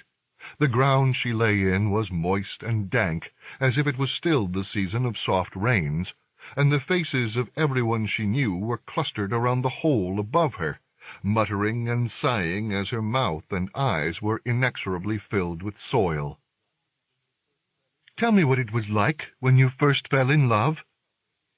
Jalila had chosen Pavo to ask this question of. Ananke would probably just hug her, while Laya would talk and talk until there was nothing to say. "I don't know. Falling in love is like coming home. You can never quite do it for the first time." But in the stories— The stories are always written afterward, Jalila. They were walking the luminous shore. It was near midnight, which was now by far the best time of the night or day. But what Pavo had just said sounded wrong. Perhaps she hadn't been the right choice of mother to speak to, after all. Jalila was sure she'd loved Naira since that day before the Moulid of Joanna, although it was true she loved her now in a different way. "You still don't think we really will form a haramlik together, do you?" "I think that it's too early to say." "You were the last of our three, weren't you? Laya and Ananke were already together." "It was what drew me to them. They seemed so happy and complete. It was also what frightened me and nearly sent me away." "But you stayed together, and then there was—" This was the part that Jalila still found hardest to acknowledge. The idea that her mothers had a physical, sexual relationship. Sometimes, deep at night, from someone else's dream tent, she had heard muffled sighs, the wet slap of flesh. Just like the Hayawans, she supposed, there were things about other people's lives that you could never fully understand, no matter how well you thought you knew them. She chose a different tack. "So why did you choose to have me?" "Because we wanted to fill the world with something that had never ever existed before. Because we felt selfish. Because we wanted to give ourselves away." "Ananke, she actually gave birth to me, didn't she?" "Down here at Aljanb, they'd say we were primitive and mad. Perhaps that was how we wanted to be. But all the machines at the clinics do is try to recreate the conditions of a real human womb. The voices, the movements, the sound of breathing. Without first hearing that song of life, no human can ever be happy. So what better way could there be than to hear it naturally?" A flash of that dream image of herself being buried. "But the birth itself—" "I think that was something we all underestimated." The tone of Pavo's voice told Jalila that this was not a subject to be explored on the grounds of mere curiosity. The tide-flower beds had solidified. You could walk across them as if they were dry land. Kalal, after several postponements and broken promises, took Jalila and Naira out one night to demonstrate. Smoking lanterns at the prow and stern of his boat, the water slipping warm as blood through Jalila's trailing fingers, Aljanb receding beneath the hot thighs of the mountains, Kalal at the prow, Naira sitting beside her, her arm around her shoulder, hand straying across her breast until Jalila shrugged it away because the heat of their two bodies was oppressive. "This season'll end soon," Naira said. "You've never known the winter here, have you?" "I was born in the winter. Nothing here could be as cold as the lightest spring morning in the mountains of Tabuthal." "Ah, the mountains! You must show me sometime. We should travel there together." Jalila nodded, trying hard to picture that journey. She'd attempted to interest Naira in riding a Hayawan, but she grew frightened even in the presence of the beasts. In so many ways, in fact, Naira surprised Jalila with her timidity. Jalila, in these moments of doubt, and as she lay alone in her dream tent and wondered, would list to herself Naira's many assets. Her lithe and willing body, the beautiful haramlek of her beautiful mothers, the fact that so many of the other girls now envied and admired her. There were so many things that were good about Naira. Kalal, now that his boat had been set on course for the further tide-beds, came to sit with them, his face sweated lantern-red. He and Naira shared many memories, and now, as the sails pushed on from the hot air off the mountains, they vied to tell Jalila of the surprises and delights of winters in Aljanb. The fogs when you couldn't see your hand, the intoxicating blue berries that appeared in special hollows through the crust of the snow, the special saints' days. If Jalila hadn't known better, she'd have said that Naira and Kalal were fighting over something more important. The beds of tide flowers were vast, luminous, heavy-scented. Red-black clusters of gillies rose and fell here and there in the moon's light. Walking these gaudy carpets was a most strange sensation. The dense interlaces of leaves felt like rubber matting, but sank and bobbed. Jalila and Naira lit more lanterns and dotted them around a field of huge primrose and orange petals. They sang and staggered and rolled and fell over.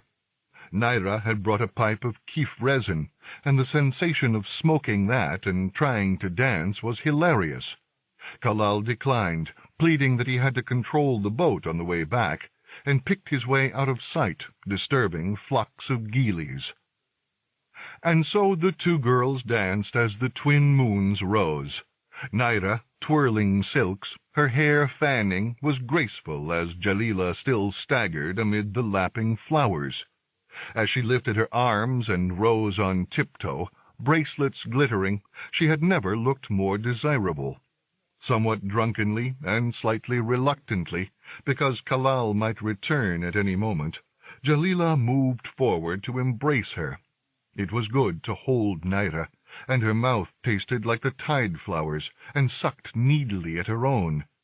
In fact, the moments of their love had never been sweeter and slower than they were on that night, although even as Jalila marveled at the shape of Naira's breasts, and listened to the changed song of her breathing, she felt herself chilling, receding, drawing back, not just from Naira's physical presence, but from this small bay beside the small town, on the single continent beside Habara's great and lonely ocean.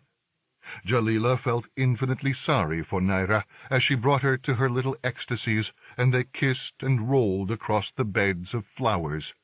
She felt sorry for Naira because she was beautiful, and sorry for her because of all her accomplishments, and sorry for her because she would always be happy here amid the slow seasons of this little planet. Jalila felt sorry for herself as well, sorry because she had thought that she had known love, and because she knew now that it had only been a pretty illusion. There was a shifting wind, dry and abrasive, briefly to be welcomed until it became something to curse and cover your face and close your shutters against. Of Jalila's mothers, only Laya seemed at all disappointed by her break from Naira, no doubt because she had fostered hopes of their union forming a powerful bond between their haramleks, and even she did her best not to show it. Of the outside world, the other young women of Aljanb all professed total disbelief. Why, if it had been me, I'd never have— But soon they were cherishing the new hope that it might indeed be them.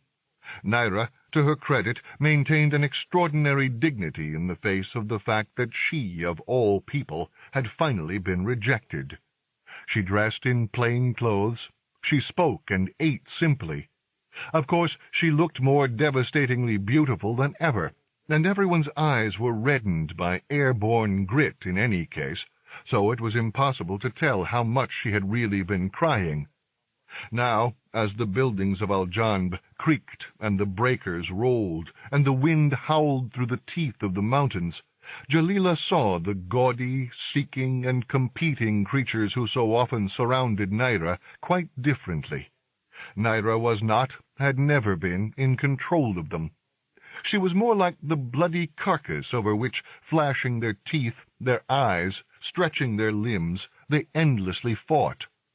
Often, riven by a sadness far deeper than she had ever experienced, missing something she couldn't explain, wandering alone or lying in her dream tent, Jalila nearly went back to Naira.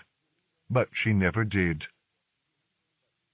This was the season of winds, and Jalila was heartily sick of herself and Aljanb, and the girls and the mahwagis and the mothers, and of this changing, buffeting, banshee weather that seemed to play with her moods. Sometimes now the skies were entirely beautiful, strung by the curling, multicolored banners of sand that the winds had lifted from distant corners of the continent. There was crimson and there was sapphire. The distant Saharas of Jalila's dreams had come to haunt her. They fell as the trees tore and the paint stripped from the shutters, and what remained of Pavo's arches collapsed, in an irritating grit that worked its way into all the crevices of your body and every weave of your clothes. The Tariqua had spoken of the pain of nothing, and then of the pain of everything. At the time, Jalila had understood neither, but now she felt that she understood the pain of nothing all too well. The product of the combined genes of her three mothers, loving Ananke, ever-curious Pavo, proud and talkative Laya, she had always felt glad to recognize these characteristics mingled in herself. But now she wondered if these traits hadn't cancelled each other out. She was a null point, a zero, clumsy and destructive and unloving. She was Jalila, and she walked alone and uncaring through this season of winds. One morning the weather was especially harsh. Jalila was alone in the Haramlik, although she cared little where she or anywhere else was. A shutter must have come loose somewhere. That often happened now. It had been banging and hammering so long that it began to irritate even her. She climbed stairs and slammed doors over jamming drifts of mica. She flapped back irritably at flapping curtains. Still the banging went on. Yet all the windows and doors were now secure. She was sure of it, unless someone was at the front door. She could see a swirling globular head through the greenish glass mullion. Even though they could surely see her as well, the banging went on. Jalila wondered if she wanted it to be Naira. After all, this was how she had come to her after the Murid, a sweet and needy human being, to drag her out from her dreams. But it was only Kalal. As the door shoved Jalila back, she tried not to look disappointed. "You can't do this with your life." "Do what?" "This nothing. And then not answering the fucking door." Kalal prowled the hallway as the door banged back and forth and tapestries flailed, looking for clues as if he was a detective. "Let's go out." Even in this weather, Jalila supposed that she owed it to Robin. Then Kalal had wanted to go north, and she insisted on going south, and was not in any mood for arguing. It was an odd journey, so unlike the ones they'd undertaken in the summer. They wrapped their heads and faces in flapping howlies, and tried to ride mostly in the forest, but the trees whipped and flapped, and the raw air still abraded their faces. They took lunch down by a flat rock shore, in what amounted to shelter, although there was still little enough of it, as the wind eddied about them. This could have been the same spot where they had stopped in summer, but it was hard to tell. The light was so changed, the sky so bruised. Kalal seemed changed too. His face beneath his howlie seemed older, as he tried to eat their aish before the sand-laden air got to it, and his chin looked prickled and abraded. Jalila supposed that this was the same facial growth that his father Ibra was so fond of sporting. She also supposed he must choose to shave his off in the way that some women on some decadent planets were said to shave their legs and armpits.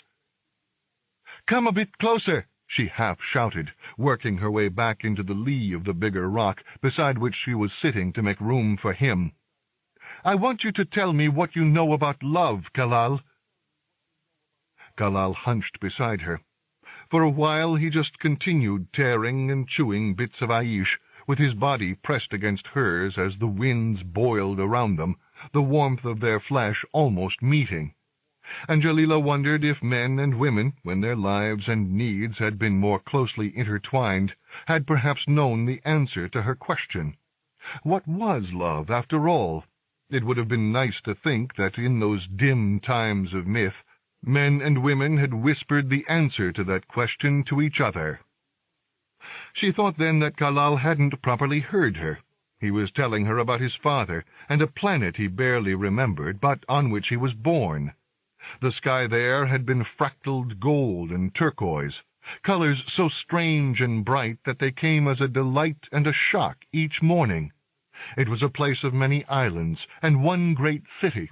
His father had been a fisherman and boat repairer of sorts there as well, although the boats had been much grander than anything you ever saw at Aljanb, and the fish had lived not as single organisms, but as complex shoals that were caught not for their meat, but for their joint minds.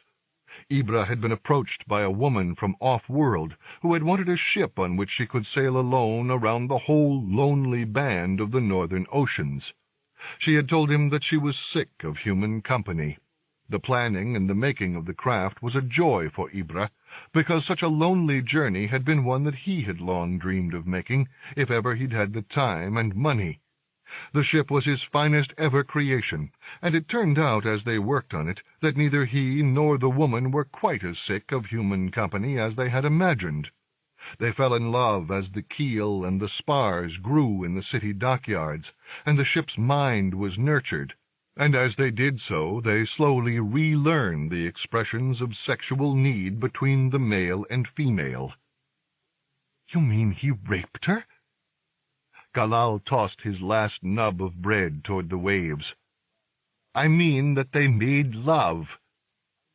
After the usual negotiations and contracts, and after the necessary insertions of the appropriate cells, Ibra and this woman, whom Kalal didn't name in his story, any more than he named the world, set sail together, fully intending to conceive a child in the fabled way of old.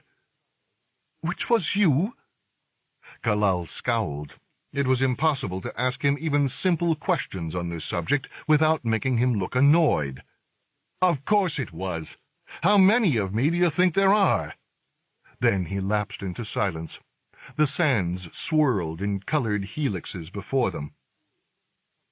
"That woman, your birth mother, what happened to her?" "She wanted to take me away, of course, to some haramlik on another world, just as she'd been planning all along. My father was just a toy to her. As soon as their ship returned, she started making plans, issuing contracts. There was a long legal dispute with my father. I was placed in a birth sack, in stasis." "And your father won?" Kalal scowled. "He took me here, anyway, which is winning enough." There were many other questions about this story that Jalila wanted to ask Kalal, if she hadn't already pressed too far. What, after all, did this tale of dispute and deception have to do with love? And were Kalal and Ibra really fugitives? It would explain quite a lot. Once more, in that familiar welling, she felt sorry for him. Men were such strange, sad creatures, forever fighting, angry, lost. "I'm glad you're here anyway," she said. Then, on impulse, one of those careless things you do, she took that rough and ugly chin in her hand, turned his face toward hers, and kissed him lightly on the lips. "What was that for?" "Alhamdulillah. That was for thanks." They plodded further on their hayawans. They came eventually to a cliff edge so high that the sea and sky above and beneath vanished. Jalila already knew what they would see as they made their way along it, but still it was a shock, that kasr, thrust into these teeming ribbons of sand. The winds whooped and howled, and the hayawans raised their heads and howled back at it. In this grinding atmosphere, Jalila could see how the kasrs had been carved over long years from pure natural rock. They dismounted and struggled bent-backed across the narrowing track toward the kasr's studded door. Jalila raised her fist and beat on it. She glanced back at Kalal, but his face was entirely hidden beneath his hood. Had they always intended to come here? But they had traveled too far to do otherwise now. Robin and Abu were tired and near blinded. They all needed rest and shelter. She beat on the door again, but the sound was lost in the booming storm. Perhaps the Tariqua had left with the last of the season of rockets, just as had most of the aliens. Jalila was about to turn away when the door, as if thrown wide by the wind, blasted open. There was no one on the other side, and the hallway beyond was dark as the bottom of a dry well. Robin hoiked her head back and howled and resisted as Jalila hauled her in. Kalal with Abu followed. The door, with a massive drumbeat, hammered itself shut behind them. Of course it was only some old mechanism of this house, but Jalila felt the hairs on the nape of her neck rise. They hobbled the Hayawans beside the largest of the scalloped arches, and walked on down the passageway beyond. The wind was still with them, and the shapes of the pillars were like the swirling helixes of sand made solid. It was hard to tell what parts of this place had been made by the hands of women, and what was entirely natural. If the Qasr had seemed deserted in the heat of summer, it was entirely abandoned now. A scatter of glass wind chimes, torn apart by the wind, a few broken plates, some flapping cobwebs of tapestry. Kalal pulled Jalila's hand. "Let's go back." But there was greater light ahead, the shadows of the speeding sky. Here was the courtyard where they had glimpsed the Tariqua. She had plainly gone now. The fountain was dry and clogged. The bushes were bare tangles of wire. They walked out beneath the tiled arches, looking around. The wind was like a million voices, rising in ululating chorus. This was a strange and empty place, somehow dangerous. Jalila span around. The Tariqua was standing there, her robes flapping. With insect fingers she beckoned. "Are you leaving?" Jalila asked. "I mean, this place?" The Tariqua had led them into the shelter of a tall, wind-echoing chamber set with blue and white tiles.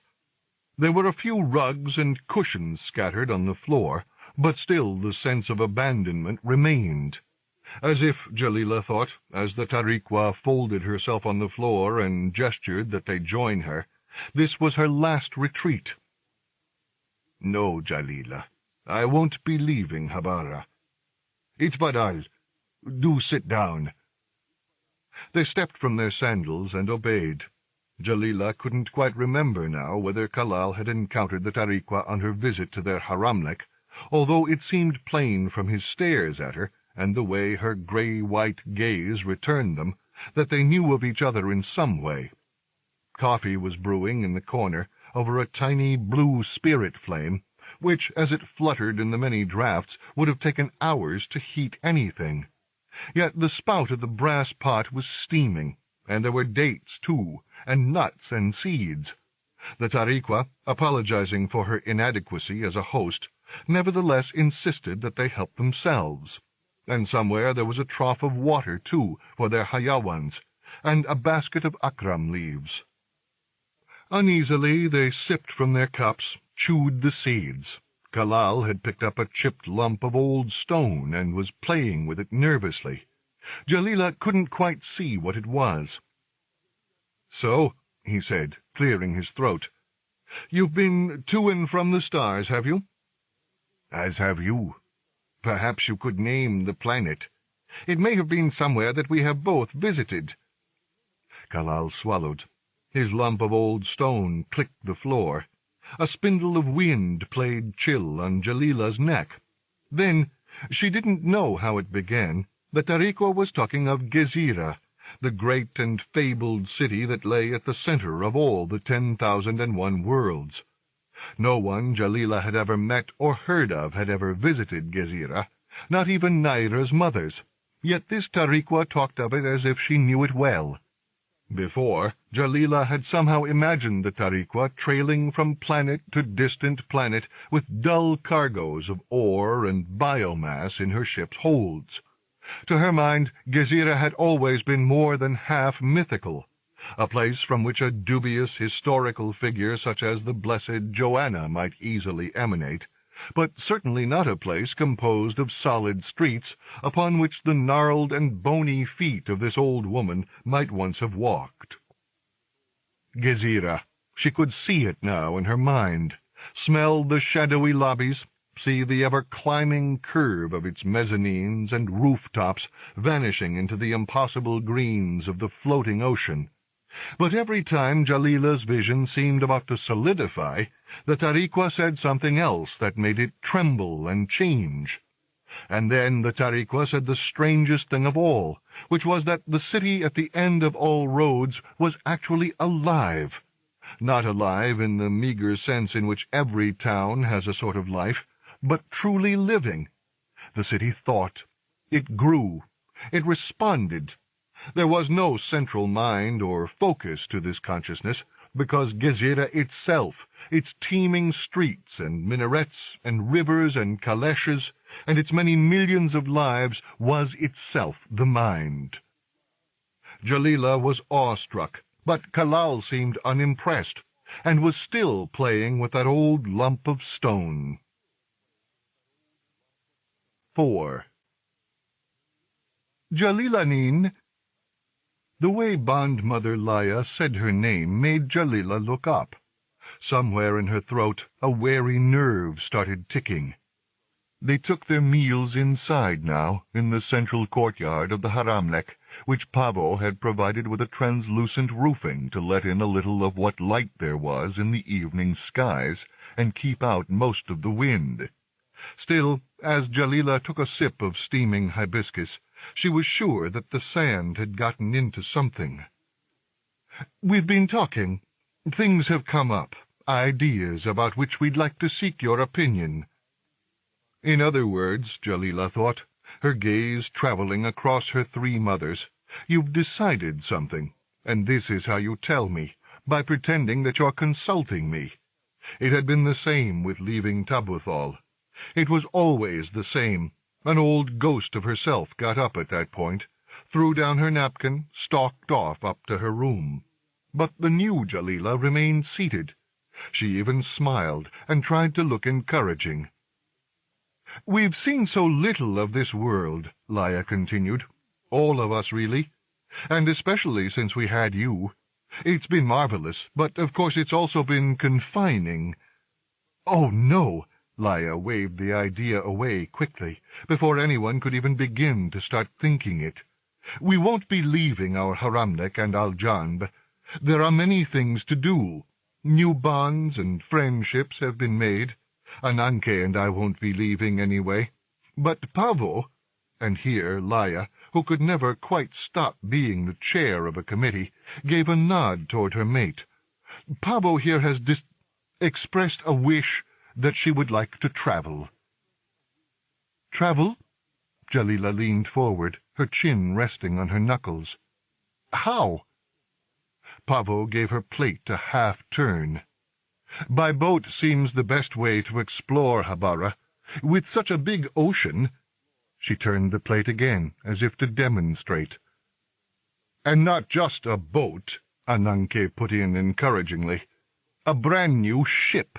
We're having it built." "But I thought you said you hadn't yet decided." "The contract, I think, is still being prepared," Laya explained. "And much of the craft will be to Pavo's own design." "Will you be building it yourself?" "Not alone." Pavo gave another of her flustered smiles. "I've asked Ibra to help me. He seems to be the best, the most knowledgeable." "Ibra? Does he have any references?" "This is Al-Janb, Jalila," Laya said. "We know and trust people. I'd have thought that with your friendship with Kalal—" "This certainly is Al-Janb." Jalila sat back. "How can I ever forget it?" All of her mother's eyes were on her. Then something broke. She got up and stormed off to her room. The long ride to the Tariqua's Qasr, the swish of the wind and banging 3 times on the old oak door, then hobbling Robin and hurrying through dusty corridors to that tall, tiled chamber, and somehow expecting no one to be there, even though Jalila had now come here several times alone. But the Tariqua was always there, waiting. Between them now there was much to be said. "This ant, Jalila, which crawls across this sheet of paper from here to there. She is much like us as we crawl across the surface of this planet. Even if she had the wings some of her kind sprout, just as I have my caleche, it would still be the same." The tiny creature, waving feelers, was plainly lost, a black dot. Jalila understood how it felt. "But say, if we were to fold both sides of the paper together. You see how she moves now?" The ant, antennae waving, hesitant, at last made the tiny jump. "We can move more quickly from one place to another by not traveling across the distance that separates us from it, but by folding space itself. Imagine now, Jalila, that this universe is not one thing alone, one solitary series of this following that, but an endless branching of potentialities. Such it has been since the days of creation, and such it is even now, in the shuffle of that leaf as the wind picks at it, in the rising steam of your coffee. Every moment goes in many ways. Most are poor, half-formed things, the passing thoughts and whims of the Almighty. They hang there and they die, never to be seen again. But others branch as strongly as this path that we find ourselves following. There are universes where you and I have never sat here in this casa. There are universes where there is no Jalila. Will you get that for me?" The Tariqua was pointing to an old book in a far corner. Its leather was cracked. The wind lifted its pages.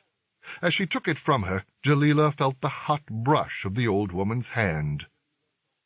"So now, you must imagine that there is not just one sheet of a single universe, but many, as in this book, heaped invisibly above and beside and below the page upon which we find ourselves crawling.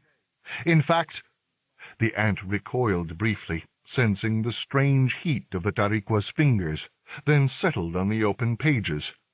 "You must imagine shelf after shelf, floor upon floor of books, the aisles of an infinite library.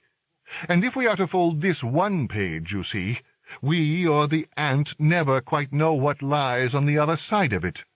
And there may be a tear in that next page as well. It may even be that another version of ourselves has already torn it."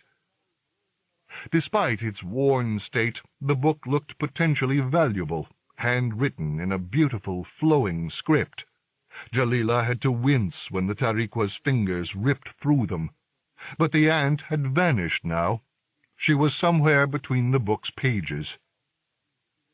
"That, Jalila, is the pain of distance, the sense of every potentiality. So that womankind may pass over the spaces between the stars, every Tariqua must experience it." The wind gave an extra lunge, flipping the book shut. Jalila reached forward, but the Tariqua, quick for once, was ahead of her.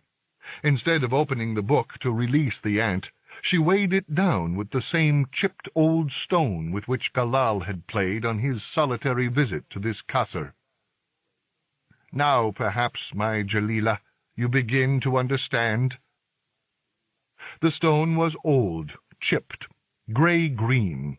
It was inscribed, and had been carved with the closed wings of a beetle. Here was something from a world so impossibly old and distant as to make the book upon which it rested seem fresh and new as an unbudded leaf, a scarab shaped for the queens of Egypt. "See here, Jalila. See how it grows. The breathmoss." This was the beginning of the season of autumns. The trees were beautiful. The forests were on fire with their leaves. Jalila had been walking with Pavo, enjoying the return of the bird-song, and wondering why it was that this new season felt sad, when everything around her seemed to be changing and growing. "Look!" The breathmoss, too, had turned russet gold. Leaning close to it beneath this tranquil sky, which was composed of a blue so pale it was as if the sea had been caught in reflection inside an upturned white bowl, was like looking into the arms of a miniature forest. "Do you think it will die?" Pavo leaned beside her. "Jalila, it should have died long ago. Inshallah, it is a small miracle." There were the 3 dead marks where Ananke had touched it in a season of long ago. "You see how frail it is, and yet—" "At least it won't spread and take over the planet." "Not for a while, at least." On another rock lay another small colony. Here, too, oddly enough, there were marks, 5 large dead dots, as if made by the outspread of a hand, although the shape of it was too big to have been Ananke's. They walked on. Evening was coming. Their shadows were lengthening. Although the sun was shining and the waves sparkled, Jalila wished that she had put on something warmer than a shawl. "That Tariqua. You seem to enjoy her company." Jalila nodded. When she was with the old woman, she felt at last as if she was escaping the confines of Al-Janb. It was liberating, after the close life in this town and with her mothers in their Haramlek, to know that interstellar space truly existed, and then to feel, as the Tariqua spoke of gateways, momentarily like that ant, infinitely small, and yet somehow inching, crawling across the many universes' infinite pages. But how could she express this? Even Pavo wouldn't understand. "How goes the boat?" she asked instead. Pavo slipped her arm into the crook of Jalila's and hugged her. "You must come and see. I have the plan in my head, but I'd never realized quite how big it would be, and complex. Ibra's full of enthusiasm." "I can imagine." The sea flashed. The 2 women chuckled. "The way the ship's designed, Jalila, there's more than enough room for others. I never exactly planned to go alone, but then Laya's Laya, and Ananke's always—" Jalila gave her mother's arm a squeeze. "I know what you're saying." "I'd be happy if you came, Jalila.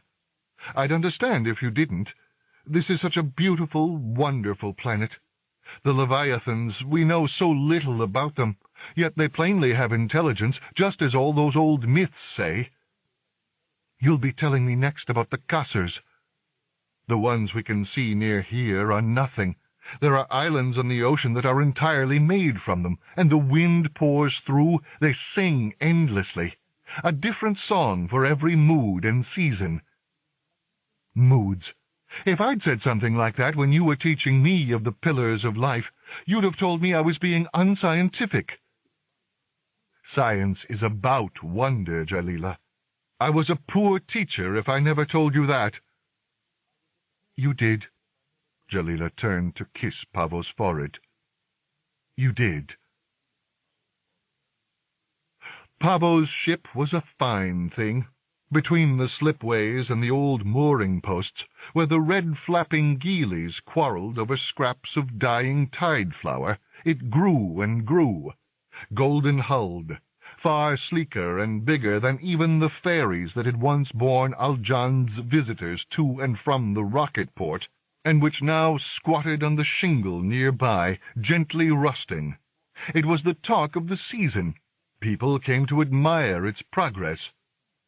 As Jalila watched the spars rise over the clustered roofs of the fisherwomen's houses, she was reminded of Kalal's tale of his father and his nameless mother, and that ship that they had made together in the teeming dockyards of that city. Her thoughts blurred.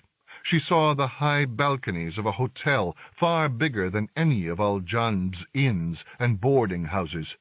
She saw a darker, brighter ocean, strange flesh upon flesh, with the windows open to the oil and salt breeze, the white lace curtains rising, falling.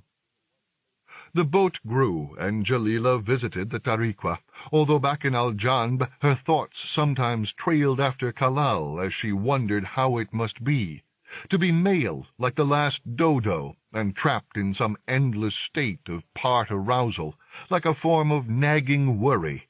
Poor Kalal. But his life certainly wasn't lonely. The first time Jalila noticed him at the center of the excited swarm of girls that once again surrounded Naira, she'd almost thought that she was seeing things. But the gossip was loud and persistent. Kalal and Naira were a couple, the phrase normally followed by a scandalized shriek, a hand-covered mouth. Jalila could only guess what the proud mothers of Naira's haramlek thought of such a union, but of course no one could subscribe to outright prejudice. Kalal was, after all, just another human being. Lightly probing her own mother's attitudes, she found the usual condescending tolerance. Having sexual relations with a male would be like smoking keef or drinking alcohol, or any other form of slightly aberrant adolescent behavior, to be tolerated with easy smiles and sympathy, as long as it didn't go on for too long. To be treated, in fact, in much the same manner as her mothers were now treating her regular visits to the Tariqua. Jalila came to understand why people thought of the season of autumns as a sad time.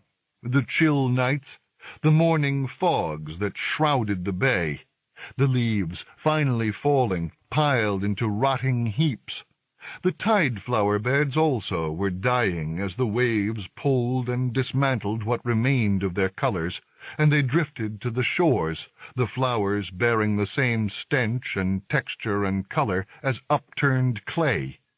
The gillies were dying as well.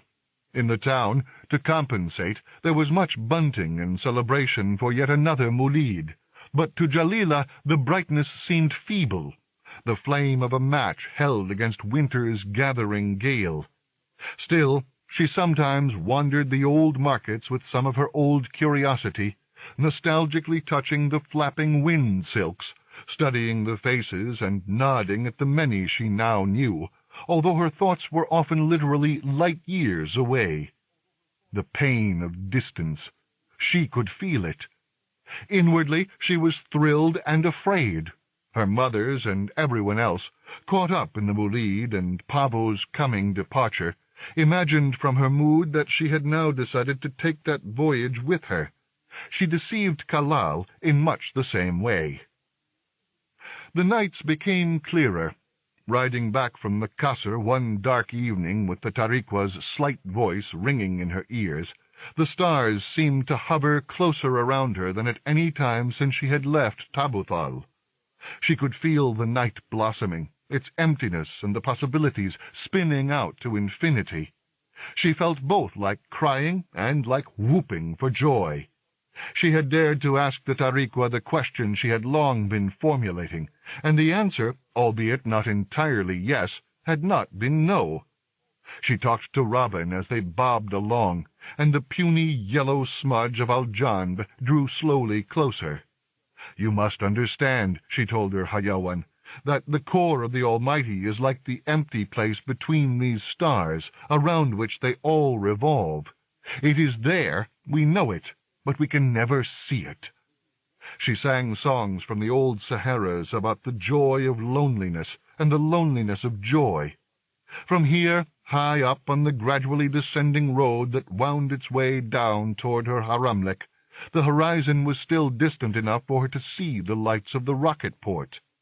It was like a huge tide-bed, holding out as the season changed, and there at the center of it, rising golden, no longer a stumpy, silo-shaped object, but somehow beautiful, was the last of the year's rockets.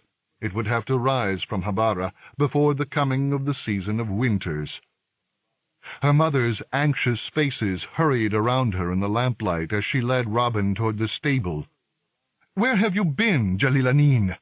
Do you know what time it is? We should be in the town already." For some reason they were dressed in their best, most formal robes. Their palms were hennaed and scented. They bustled Jalila out of her gritty clothes, practically washed and dressed her, then flapped themselves down the Seraplate road into town, where the processions had already started. Still they were there in plenty of time to witness the blessing of Pavo's ship. It was to be called Endeavor, and Pavo and Jalila together smashed the bottle of wine across its prow before it rumbled into the night-black waters of the harbor with an enormous white splash. Everyone cheered. Pavo hugged Jalila. There were more bottles of the same frothy wine available at the party afterward. Laya, with her usual thoroughness, had ordered a huge case of the stuff, although many of the guests remembered the Prophet's old injunction and avoided imbibing. Ibra, though, was soon even more full of himself than usual, and went around the big marquee with a bottle in each hand, dancing clumsily with anyone who was foolish enough to come near him. Jalila drank a little of the stuff herself. The taste was sweet, but oddly hot and bitter. She filled up another glass. "Wondered what you two mariners were going to call that boat." It was Kalal. He'd been dancing with many of the girls, and he looked almost as red-faced as his father. "Bet you don't even know what the first endeavor was." "You're wrong there," Jalila countered primly, although the simple words almost fell over each other as she tried to say them. "It was the spacecraft of Captain Cook. She was one of the Earth's most famous early explorers." "I thought you were many things," Kalal countered, angry for no apparent reason. "But I never thought you were stupid." Jalila watched him walk away. The dance had gathered up its beat. Ibra had retreated to sit, foolishly glum, in a corner, and Naira had moved to the middle of the floor, her arms raised, bracelets jingling, an opal jewel at her belly, wind-silk-draped hips swaying. Jalila watched. Perhaps it was the drink, but for the first time in many a season she felt a slight return of that old erotic longing as she watched Naira swaying. Desire was the strangest of all emotions. It seemed so trivial when you weren't possessed of it, and yet when you were possessed, it was as if all the secrets of the universe were waiting. Naira was the focus of all attention now as she swayed amid the crowd, her shoulders glistening. She danced before Jalila, and her languorous eyes fixed her for a moment before she danced on. Now she was dancing with Kalal, and he was swaying with her, her hands laid upon his shoulders, and everyone was clapping. They made a fine couple, but the music was getting louder, and so were people's voices. Her head was pounding. She left the marquee. She welcomed the harshness of the night air, the clear presence of the stars. Even the stench of the rotting tide flowers seemed appropriate as she picked her way across the ropes and slipways of the beach. So much had changed since she had first come here, but mostly what had changed had been herself. Here, its shape unmistakable as rising Walla spread her faint blue light across the ocean, was Kalal's boat. She sat down on the gunwale. The cold wind bit into her. She heard the crunch of a shingle, and imagined it was someone else who was in need of solitude. But the sound grew closer, and then whoever it was sat down on the boat beside her. She didn't need to look up now. Kalal's smell was always different, and now he was sweating from the dancing. "I thought you were enjoying yourself," she muttered. "Oh, I was." The emphasis on the was strong. They sat there for a long time, in windy, wave-crashing silence. It was almost like being alone. It was like the old days of their being together. "So you're going, are you?" Jalal asked eventually. "Oh, yes." "I'm pleased for you. It's a fine boat, and I like Pavo best of all your mothers. You haven't seemed quite so happy lately here in Aljanb, spending all that time with that old witch in the Kasser." "She's not a witch, she's a Tariqua. It's one of the greatest, oldest callings. Although I'm surprised you've had time to notice what I'm up to anyway. You and Naira." Kalal laughed, and the wind made the sound turn bitter. "I'm sorry," Jalila continued. "I'm sounding just like those stupid gossips. I know you're not like that, either of you. And I'm happy for you both. Naira's sweet and talented and entirely lovely. I hope it lasts. I hope—" After another long pause, Kalal said, "Seeing as we're apologizing, I'm sorry I got cross with you about the name of that boat you'll be going on. The Endeavor. It's a good name." "Thank you. Elhamadu Lillah." "In fact, I could only think of one better one, and I'm glad you and Pavo didn't use it. You know what they say. To have two ships with the same name confuses the spirits of the winds." "What are you talking about, Kalal?" "This boat. You're sitting right on it. I thought you might have noticed." Jalila glanced down at the prow, which lay before her in the moonlight, pointing toward the silvered waves. From this angle, and in the old Naski script that Kalal had used, it took her a moment to work out the craft's name. Something turned inside her. Breathmoss, in white, moonlit letters. "I'm sure there are better names for a boat," she said carefully. "Still, I'm flattered." "Flattered?" Kalal stood up. She couldn't really see his face, but she suddenly knew that she'd once again said the wrong thing. He waved his hands in an odd shrug, and he seemed for a moment almost ready to lean close to her, to do something unpredictable and violent. But instead, picking up stones and skimming them hard into the agitated waters, he walked away. Pablo was right. If not about love, which Jalila knew now that she still waited to experience, then at least about the major decisions of your life. There was never quite a beginning to them, although your mind often sought for such a thing. When the Tariqua's calash emerged out of the newly teeming rain one dark evening a week or so after the naming of the Endeavour, and settled itself before the lights of their haramlik, and the old woman herself emerged, somehow still dry, and splashed across the puddled garden, while her three mothers flustered about to find the umbrella they should have thought to look for earlier, Jalila still didn't know what she should be thinking. The four women would, in any case, need to talk alone. Jalila recognized that. For once, after the initial greetings, she was happy to retreat to her dream tent. But her mind was still in turmoil. She was suddenly terrified that her mothers would actually agree to this strange proposition, and then that, out of little more than embarrassment and obligation, the rest of her life would be bound to something that the Tariqa called the Church of the Gateway.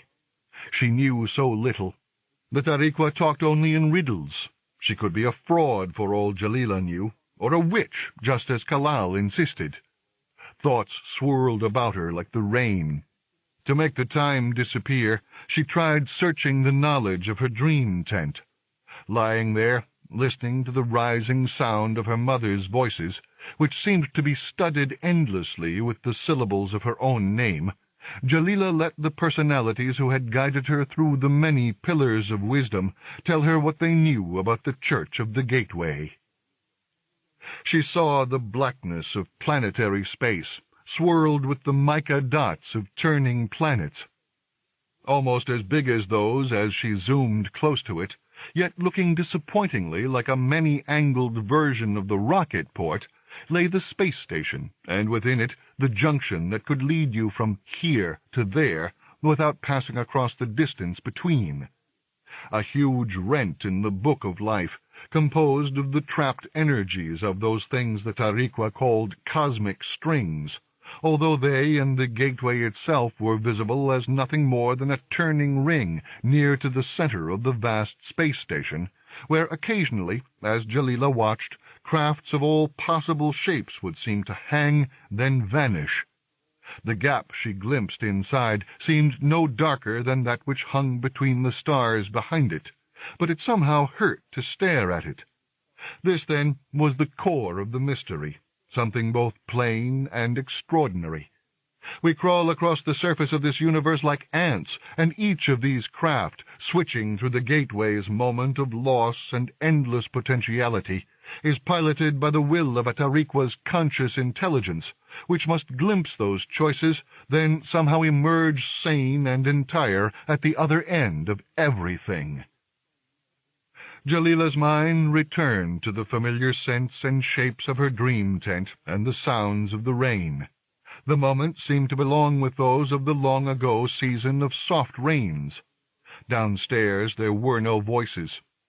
As she climbed out from her dream tent, warily expecting to find the haramlik leaking and half-finished, Jalila was struck by an idea that the Tariqa hadn't quite made plain to her. that a gateway must push through time just as easily as it pushes through every other dimension. But the rooms of the Haramlek were finely furnished, and her three mothers and the Tariqua were sitting in the rain-swept candlelight of the courtyard, waiting. With any lesser request, Laya always quizzed Jalila before she would even consider granting it. So as Jalila sat before her mothers and tried not to tremble in their presence, she wondered how she could possibly explain her ignorance of this pure, boundless mystery. But Laya simply asked Jalila if this was what she wanted, to be an acolyte of the Church of the Gateway. "Yes." Jalila waited. Then, not even, "Are you sure?" They'd trusted her less than this when they'd sent her on errands into Al-Janb. It was still raining. The evening was starless and dark.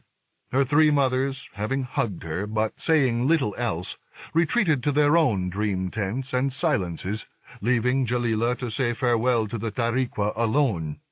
The heat of the old woman's hand no longer came as a surprise to Jalila, as she helped her up from her chair and away from the sheltered courtyard. "Well," the Tariqua croaked, "that didn't seem to go so badly." "But I know so little." They were standing on the patio at the dripping edge of the night. Wet streamers of wind tugged at them. "I know you wish I could tell you more, Jalila. But then, would it make any difference?" Jalila shook her head. "Will you come with me?" "Habara is where I must stay, Jalila. It is written." "But I'll be able to return?" "Of course. But you must remember that you can never return to the place you have left." The Tariqua fumbled with her clasp, the one of a worm consuming its tail. "I want you to have this."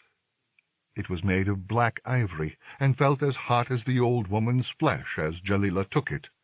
For once, not really caring whether she broke her bones, she gave the small bird-like woman a hug.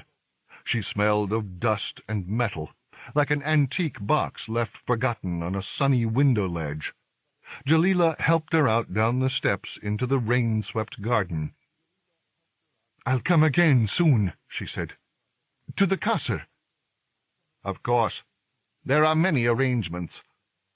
The Tariqua opened the dripping filigree door of her caleche and peered at her with those half-blind eyes. Jalila waited. They had stood too long in the rain already. "Yes?" "Don't be too hard on Kalal." Puzzled, Jalila watched the caleche rise and turn away from the lights of the Haramlek. Jalila moved warily through the sharded glass of her own and her mother's expectations. It was agreed that a message concerning her be sent, endorsed by the full, long, and ornate formal name of the Tariqua, to the body that did indeed call itself the Church of the Gateway. It went by radio pulse to the space station in wide solar orbit that received Habara's rockets and was then passed on inside a vessel from here to there that was piloted by a Tariqua. Not only that, but the message was destined for Gezira. Riding Robin up to the cliffs, where in this newly clear autumn air, under grey skies and tearing wet wind, she could finally see the waiting fuselage of that last golden rocket, Jalila felt confused and tiny, huge and mythic. It was agreed, though, that for the sake of everyone, and not least Jalila herself, should she change her mind, that the word should remain that she was traveling out around the planet with Pavo on board the Endeavour, in need of something to do when she wasn't brooding, and waiting for further word from, could it really be, the sentient city of Gezira. Jalila threw herself into the listings and loadings and preparations with convincing enthusiasm. The hardest decisions once made are often the best ones. "Compared to what you'll be doing, my little journey seems almost pointless." "We love you so deeply." Then the message finally came, an acknowledgment, an acceptance, a few, far too few, it seemed, particulars of the arrangements and permissions necessary for such a journey. all on less than half a sheet of plain two-dimensional printout. Even Laya had started touching and hugging her at every opportunity. Jalila ate lunch with Kalal and Naira. She surprised herself and talked gaily at first of singing islands and sea leviathans, somehow feeling that she was hiding little from her two best friends but the particular details of the journey she was undertaking. But Jalila was struck by the coldness that seemed to lie between these two supposed lovers. Naira, perhaps sensing from bitter experience that she was once again about to be rejected, seemed near tearful behind her dazzling smiles and the flirtatious blonde tossings of her hair, while Kalal seemed— Jalila had no idea how he seemed, but she couldn't let it end like this, and concocted some queries about the endeavor so that she could lead him off alone as they left the bar. Naira, perhaps fearing something else entirely, was reluctant to leave them. "I wonder what it is that we've both done to her," Kalal sighed as they watched her give a final sideways wave, pause, and then turn reluctantly down a side street with a most un-Nairan duck of her lovely head. They walked toward the harbor through a pause in the rain to where the Endeavour was waiting. "Lovely, isn't she?" Kalal murmured, as they stood looking down at the long deck, then up at the high forest of spars. Pavo, who was developing her acquaintance with the ship's mind, gave them a wave from the bubble of the forecastle. "How long do you think your journey will take? You should be back by early spring, I calculate, if you get ahead of the icebergs." Jalila fingered the brooch that the Tariqua had given her, and which she had taken to wearing at her shoulder in the place where she had once worn the tide flower. It was like black ivory, but set with tiny white specks that loomed at your eyes if you held it close. She had no idea what world it was from, or of the substance of which it was made. "You'll miss the winter here, but perhaps that's no bad thing. It's cold, and there'll be other seasons on the ocean. And there'll be other winters. Well, to be honest, Jalila, I'd been hoping—" "Look!" Jalila interrupted, suddenly sick of the lie she'd been living. "I'm not going!" They turned and were facing each other by the harbor's edge. Kalal's strange face twisted into surprise, and then something like delight. Jalila thought that he was looking more and more like his father. "That's marvelous!" He clasped each of Jalila's arms and squeezed her hard enough to hurt. "It was rubbish, by the way, what I just said about winters here in Al-Janb. They're the most magical, wonderful season. We'll have snowball fights together, and when Eid al-Fitr comes—" His voice trailed off. His hands dropped from her. "What is it, Jalila?" "I'm not going with Pavo on the Endeavour, but I'm going away. I'm going to Gezira. I'm going to study under the Church of the Gateway. I'm going to try to become a Tariqua." His face twisted again.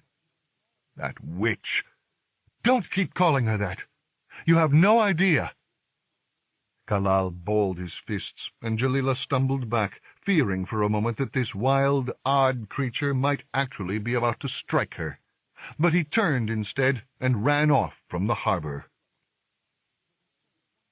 Next morning, to no one's particular surprise, it was once again raining. Jalila felt restless and disturbed after her incomplete exchanges with Kalal. Some time had also passed since the message had been received from Gezira, and the few small details it had given of her journey had become vast and complicated and frustrating in their arranging. Despite the weather, she decided to ride out to see the Tariqua. Robin's mood had been almost as odd as her mother's recently, and she moaned and snickered at Jalila when she entered the stables. Jalila called back to her and stroked her long nose, trying to ease her agitation. It was only when she went to check the harnesses that she realized that Abu was missing. Laya was in the haramlik, still finishing breakfast. It had to be Kalal who had taken her. The swirling, serra-plated road, the black, dripping trees, the agitated ocean. Robin was starting to rust again. She would need more of Pavo's attention. But Pavo would soon be gone, too. The whole planet was changing, and Jalila didn't know what to make of anything, least of all what Kalal was up to, although the unasked-for borrowing of a precious mount, even if Abu had been virtually Kalal's all summer, filled her with a foreboding that was an awkward load, not especially heavy, but difficult to carry or put down. Awkward and jagged and painful. Twice now he had turned from her and walked away with something unsaid. It felt like the start of some prophecy. The Qasr shone jet black in the teeming rain. The studded door, straining to overcome the swelling damp, burst open more forcefully than usual at Jalila's third knock, and the air inside swirled dark and empty. No sign of Abu in the place beyond the porch where Kalal would probably have hobbled him, although the floor here seemed muddied and damp, and Robin was agitated. Jalila glanced back, but she and her Hayawan had already obscured the possible signs of another's presence. Unlike Kalal, who seemed to notice many things, she decided that she made a poor detective. Cold air stuttered down the passageways. Jalila, chilled and watchful, had grown so used to this Qasr's sense of abandonment that it was impossible to tell whether the place was now finally empty. But she feared that it was. Her thoughts and footsteps whispered to her that the Tariqua, after ruining her life and playing with her expectations, had simply vanished into a puff of lost potentialities. Already disappointed, angry, she hurried to the high-ceilinged room set with blue and white tiles, and found, with no great surprise, that the strewn cushions were cold and damp, the coffee lamp was unlit, and that the book through which that patient ant had crawled was now sprawled in a damp-leafed scatter of torn pages. There was no sign of the scarab. Jalila sat down and listened to the wind's howl, the rain's ticking, wondering for a long time when it was that she had lost the ability to cry. Finally, she stood up and moved toward the courtyard. It was colder today than it had ever been, and the rain had grayed and thickened. It gelled and dripped from the gutters in the form of something she supposed was called sleet, and which she decided, as it splattered down her neck, that she would hate forever. It filled the bowl of the fountain with mucus-like slush, and trickled sluggishly along the lines of the drains. The air was full of weepings and howlings. In the corner of the courtyard there lay a small black heap. Sprawled half in, half out of the poor shelter of the arched cloisters, more than ever like a flightless bird, the Tariqua lay dead. Her clothes were sodden. All the furnace heat had gone from her body, although on a day such as this that would take no more than a matter of moments. Jalila glanced up through the sleet toward the black, wet stone of the latticed mashrabiyah from which she and Kalal had first spied on the old woman, but she was sure now that she was alone. People shrank incredibly when they were dead, even a figure as frail and old as this creature had been. And yet Jalila found, as she tried to move the Tariqua's remains out of the rain, their spiritless bodies grew uncompliant, heavier and stupider than clay. The Tariqua's face rolled up toward her. One side was pushed in almost unrecognizably, and she saw that a nearby nest of ants were swarming over it, busily tunneling out the moisture and nutrition, bearing it across the smeared paving as they stored up for the long winter ahead. There was no sign of the scarab. 5. This, for Jalila and her mothers, was the season of farewells. It was the season of departures. There was a small and pretty onion-domed mausoleum on a headland overlooking Al-Janb, and the pastures around it were a popular place for picnics and lovers' trysts in the season of summers, although they were scattered with tombstones. It was the ever-reliable Laya who saw to the bathing and shrouding of the Tariqua's body, which was something Jalila could not possibly face, and to the sending out through the null space between the stars of all the necessary messages. Jalila, who had never been witness to the processes of death before, was astonished at the speed with which everything was arranged. As she stood with the other mourners on a day scarfed with cloud, beside the narrow rectangle of earth within which what remained of the Tariqua now lay, she could still hear the wind booming over the empty kasr, feel the uncompliant weight of the old woman's body, the chill speckle of sleet on her face. It seemed as if most of the population of Aljanb had made the journey with the cortege up the narrow road from the town. Hard-handed fisherwomen, gaudily dressed merchants, even the few remaining aliens. Naira was there too, a beautiful vision of sorrow, surrounded by her lesser black acolytes. So was Ibra. So even was Kalal. Jalila, who was acknowledged to have known the old woman better than anyone, said a few words that she barely heard herself over the wind.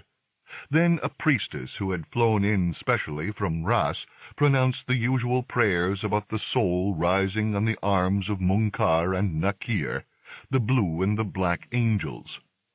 Looking down into the ground, trying hard to think of the gardens of delight that the Almighty always promised her stumbling faithful, Jalila could only remember that dream of her own burial, the soil pattering on her face, and everyone she knew looking down at her. The Tariqua, in one of her many half-finished tales, had once spoken to her of a world upon which no sun had ever shone, but which was nevertheless warm and bounteous from the core of heat beneath its surface, and where the people were all blind, and moved by touch and sound alone. It was a joyous place, and they were forever singing.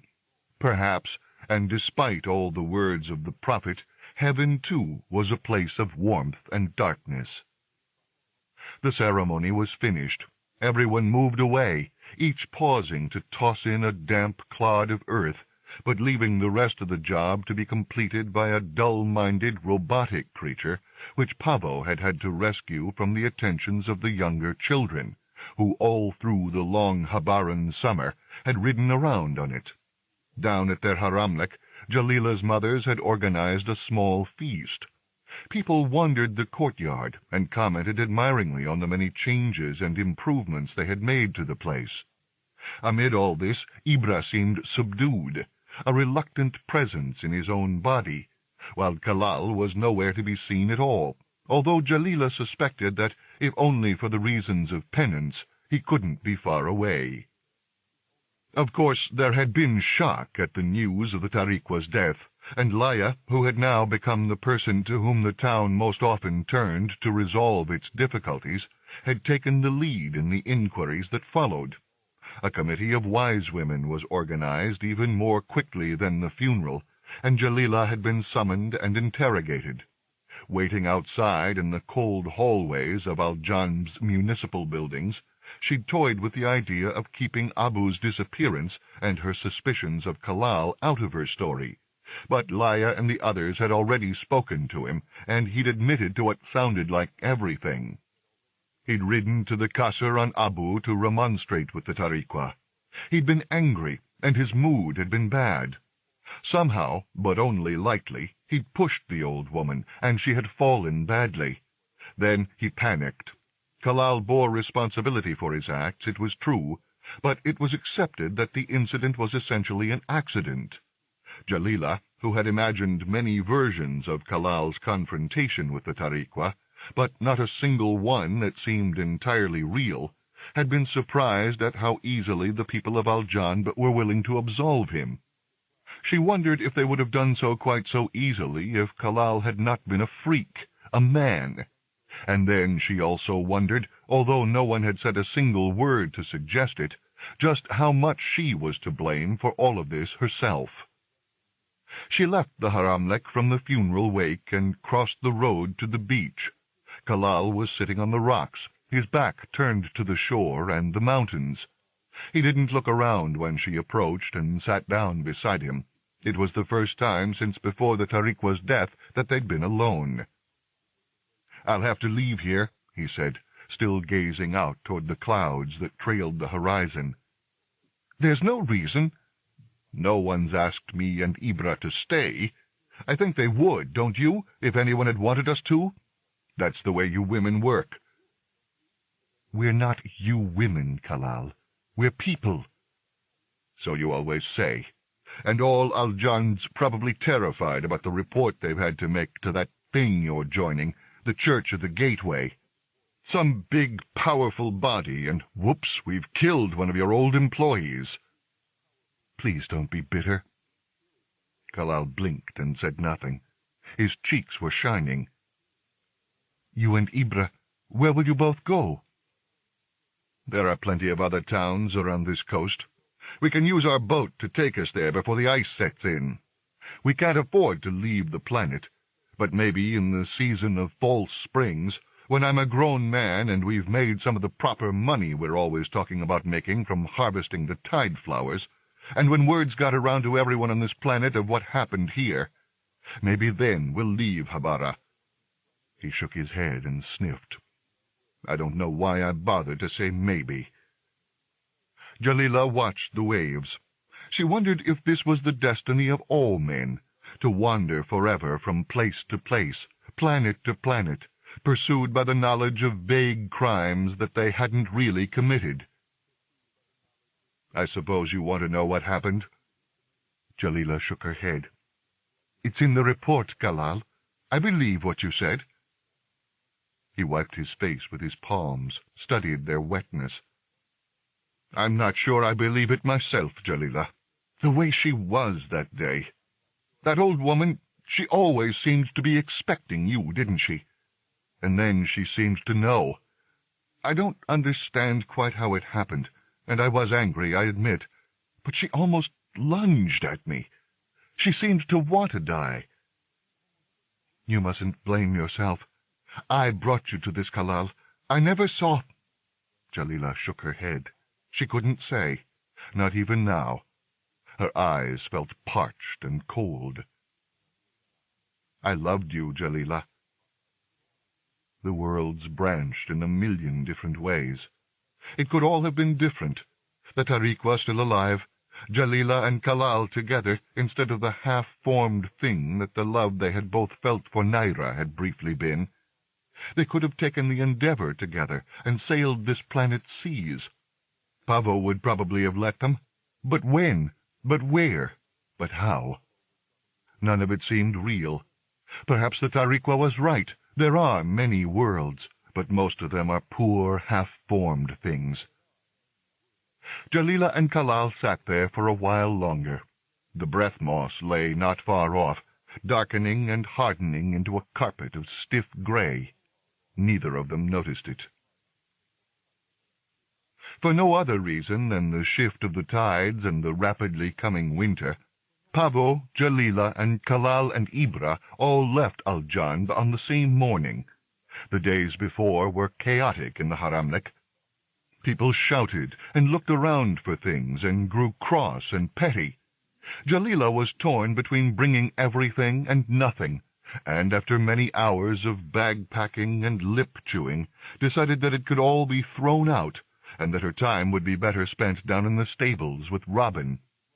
Abu was there too, of course, and she seemed to sense the imminence of change and departure even more than Jalila's own Hayawan.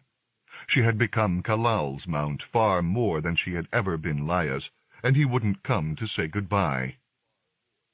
Jalila stroked the warm felt of the creatures' noses. Gazing into Abu's eyes as she gazed back at hers, she remembered their rides out in the heat of summer. Being with Kalal then, although she hadn't even noticed it, had been the closest she had ever come to loving anyone. On the last night before their departure, Ananke cooked one of her most extravagant dinners, and the four women sat around the heaped extravagance of the table that she'd spent all day preparing, each of them wondering what to say and regretting how much of these precious last times together they'd wasted. They said a long prayer to the Almighty and bowed in the direction of Altoman.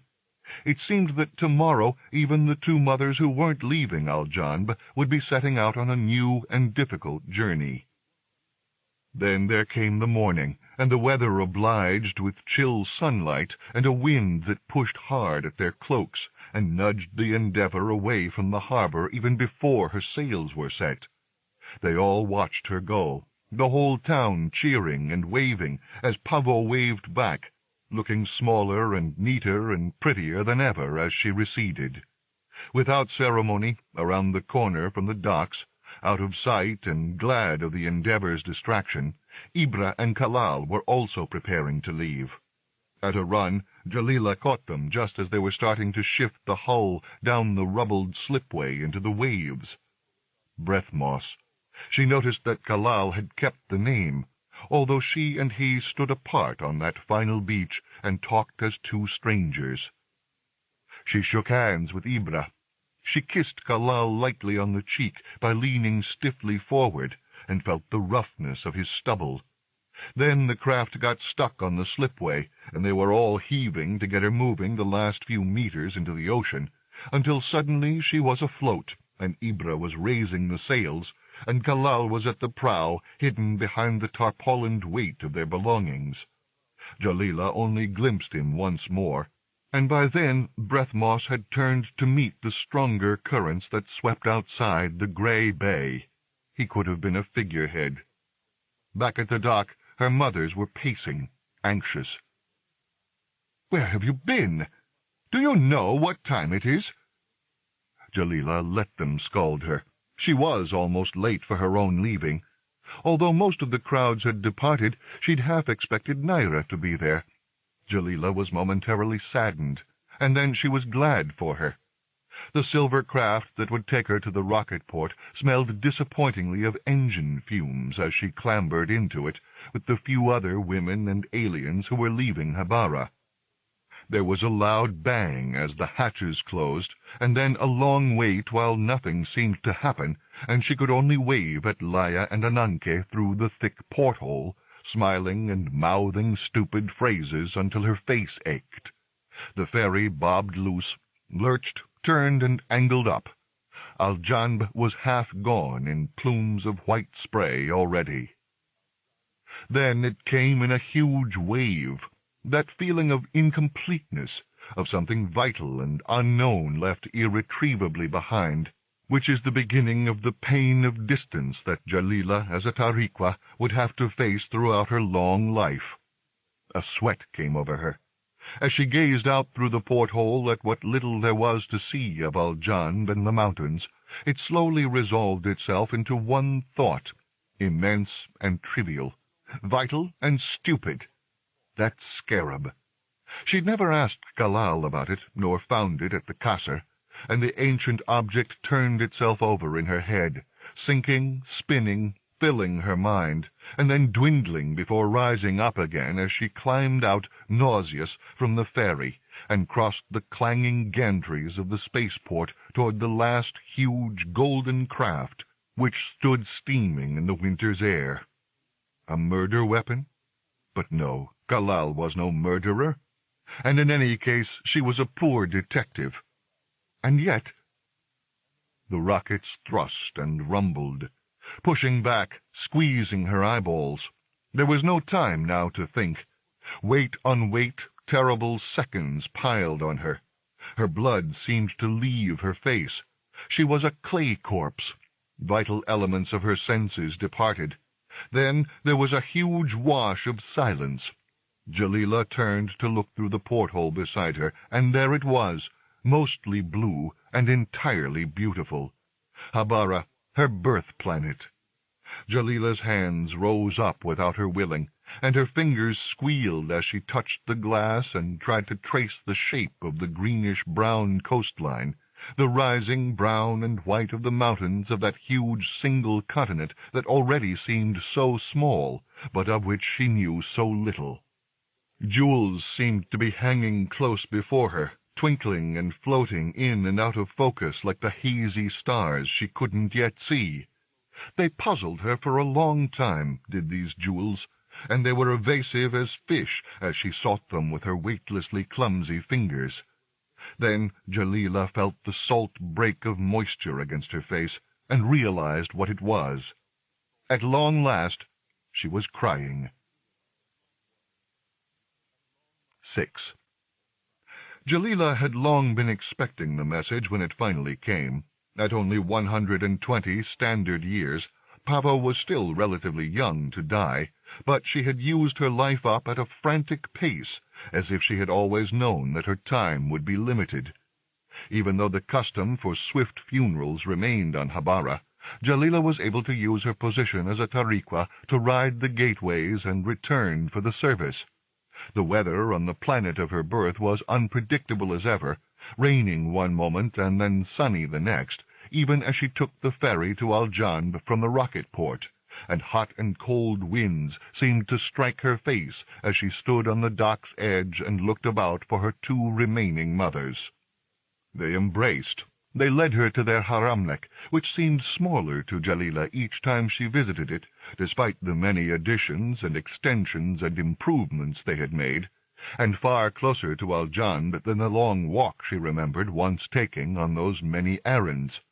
She wandered the shore after dinner, and searched the twilight for a particular shape and angle of quartz, and the signs of dark growth.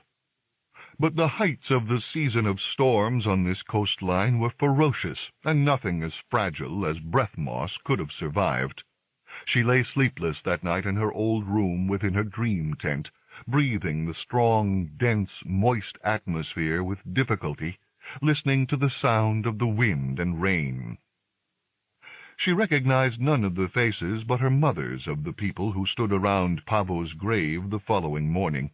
Aljanb had seemed so changeless, yet even Naira had moved on, and Kalal was far away. Time was relentless.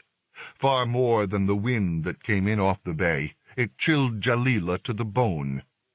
One mother dead, and her two others looking like the mahwagis she supposed they were becoming.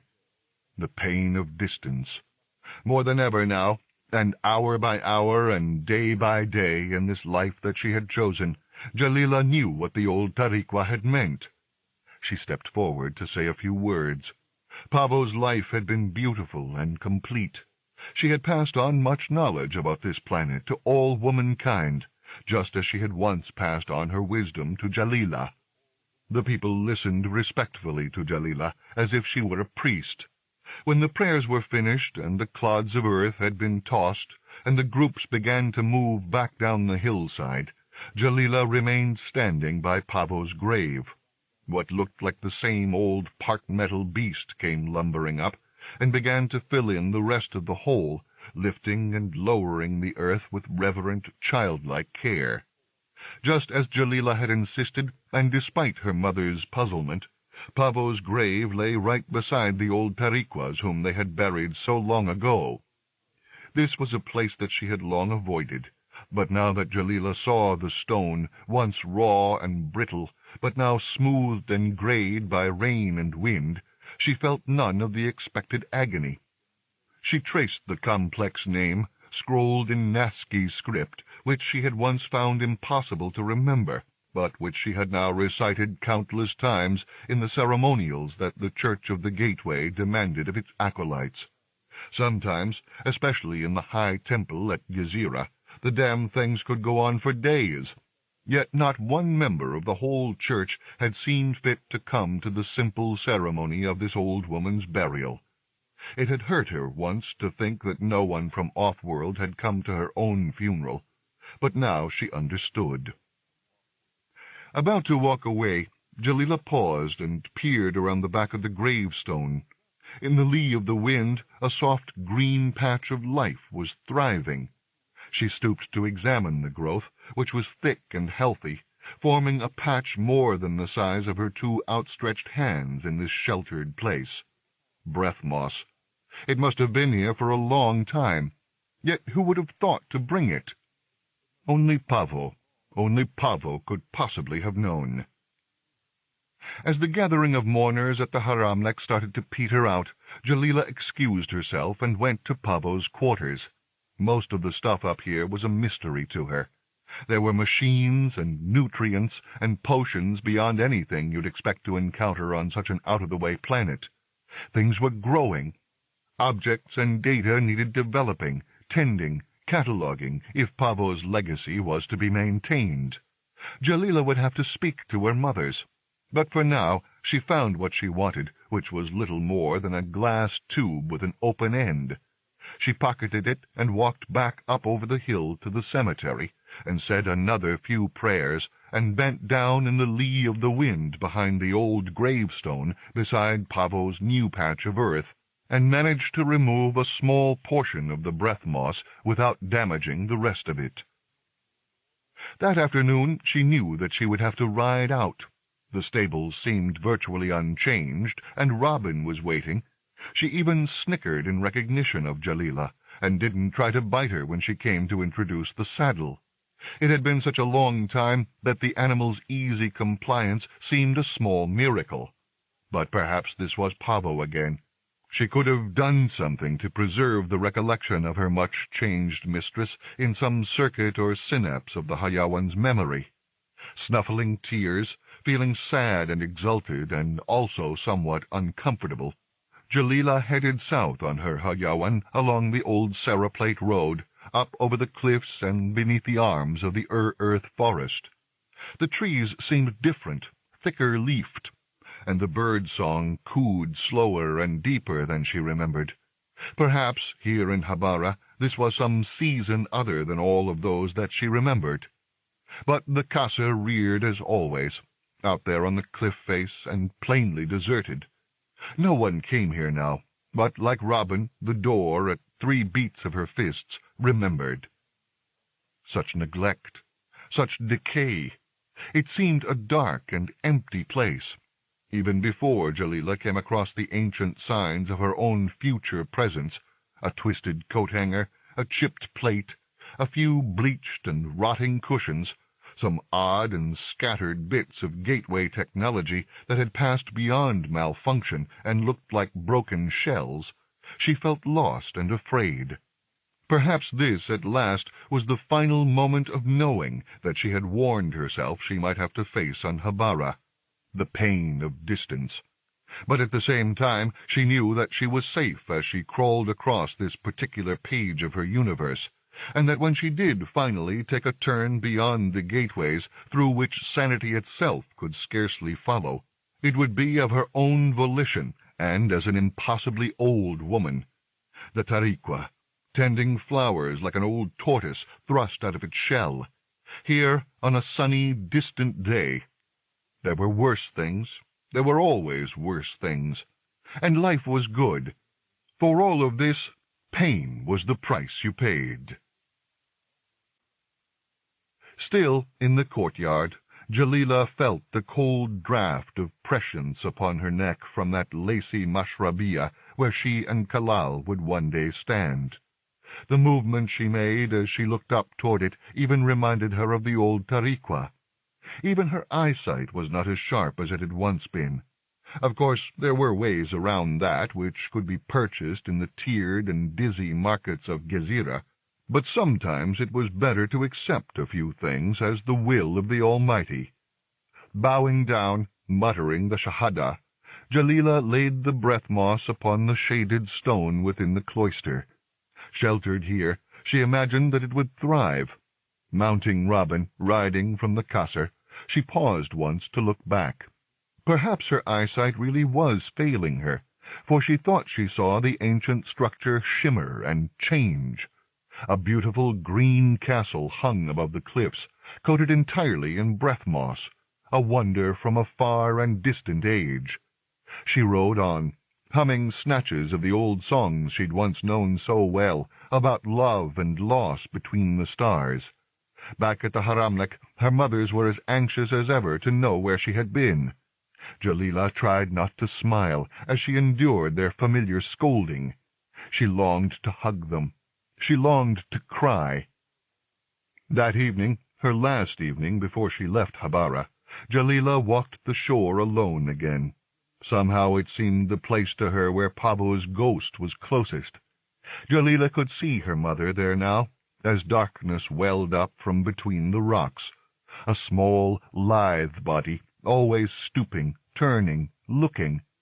She tried going toward her, but Pavo's shadow always flickered shyly away. Still, it seemed to Jalila as if she had been led toward something, for here was the quartz-striped rock from that long-ago season of the soft rains. Of course, there was no breathmoss left. The storms had seen to that. But nevertheless, as she bent down to examine it, Jalila was sure that she could see something beside it, twinkling clear from a rock pool through the fading light. She plunged her hand in. It was a stone, almost as smooth and round as many millions of others on the beach, yet this one was worked and carved, and its color was greenish-gray. The soapstone scarab, somehow thrust here to this beach by the storms of potentiality that the tariquas of the Church of the Gateway stirred up by their impossible journeyings, although Jalila was pleased to see that it looked considerably less damaged than the object she remembered Kalal turning over and over in his nervous hands as he spoke to her future self. Here, at last, was the link that would bind her through the pages of destiny, and for a moment she hitched her hand back and prepared to throw it so far out into the ocean that it would never be reclaimed. Then her arm relaxed. Out there, all the way across the darkness of the bay, the tide flowers of Habara were glowing. She decided to keep it.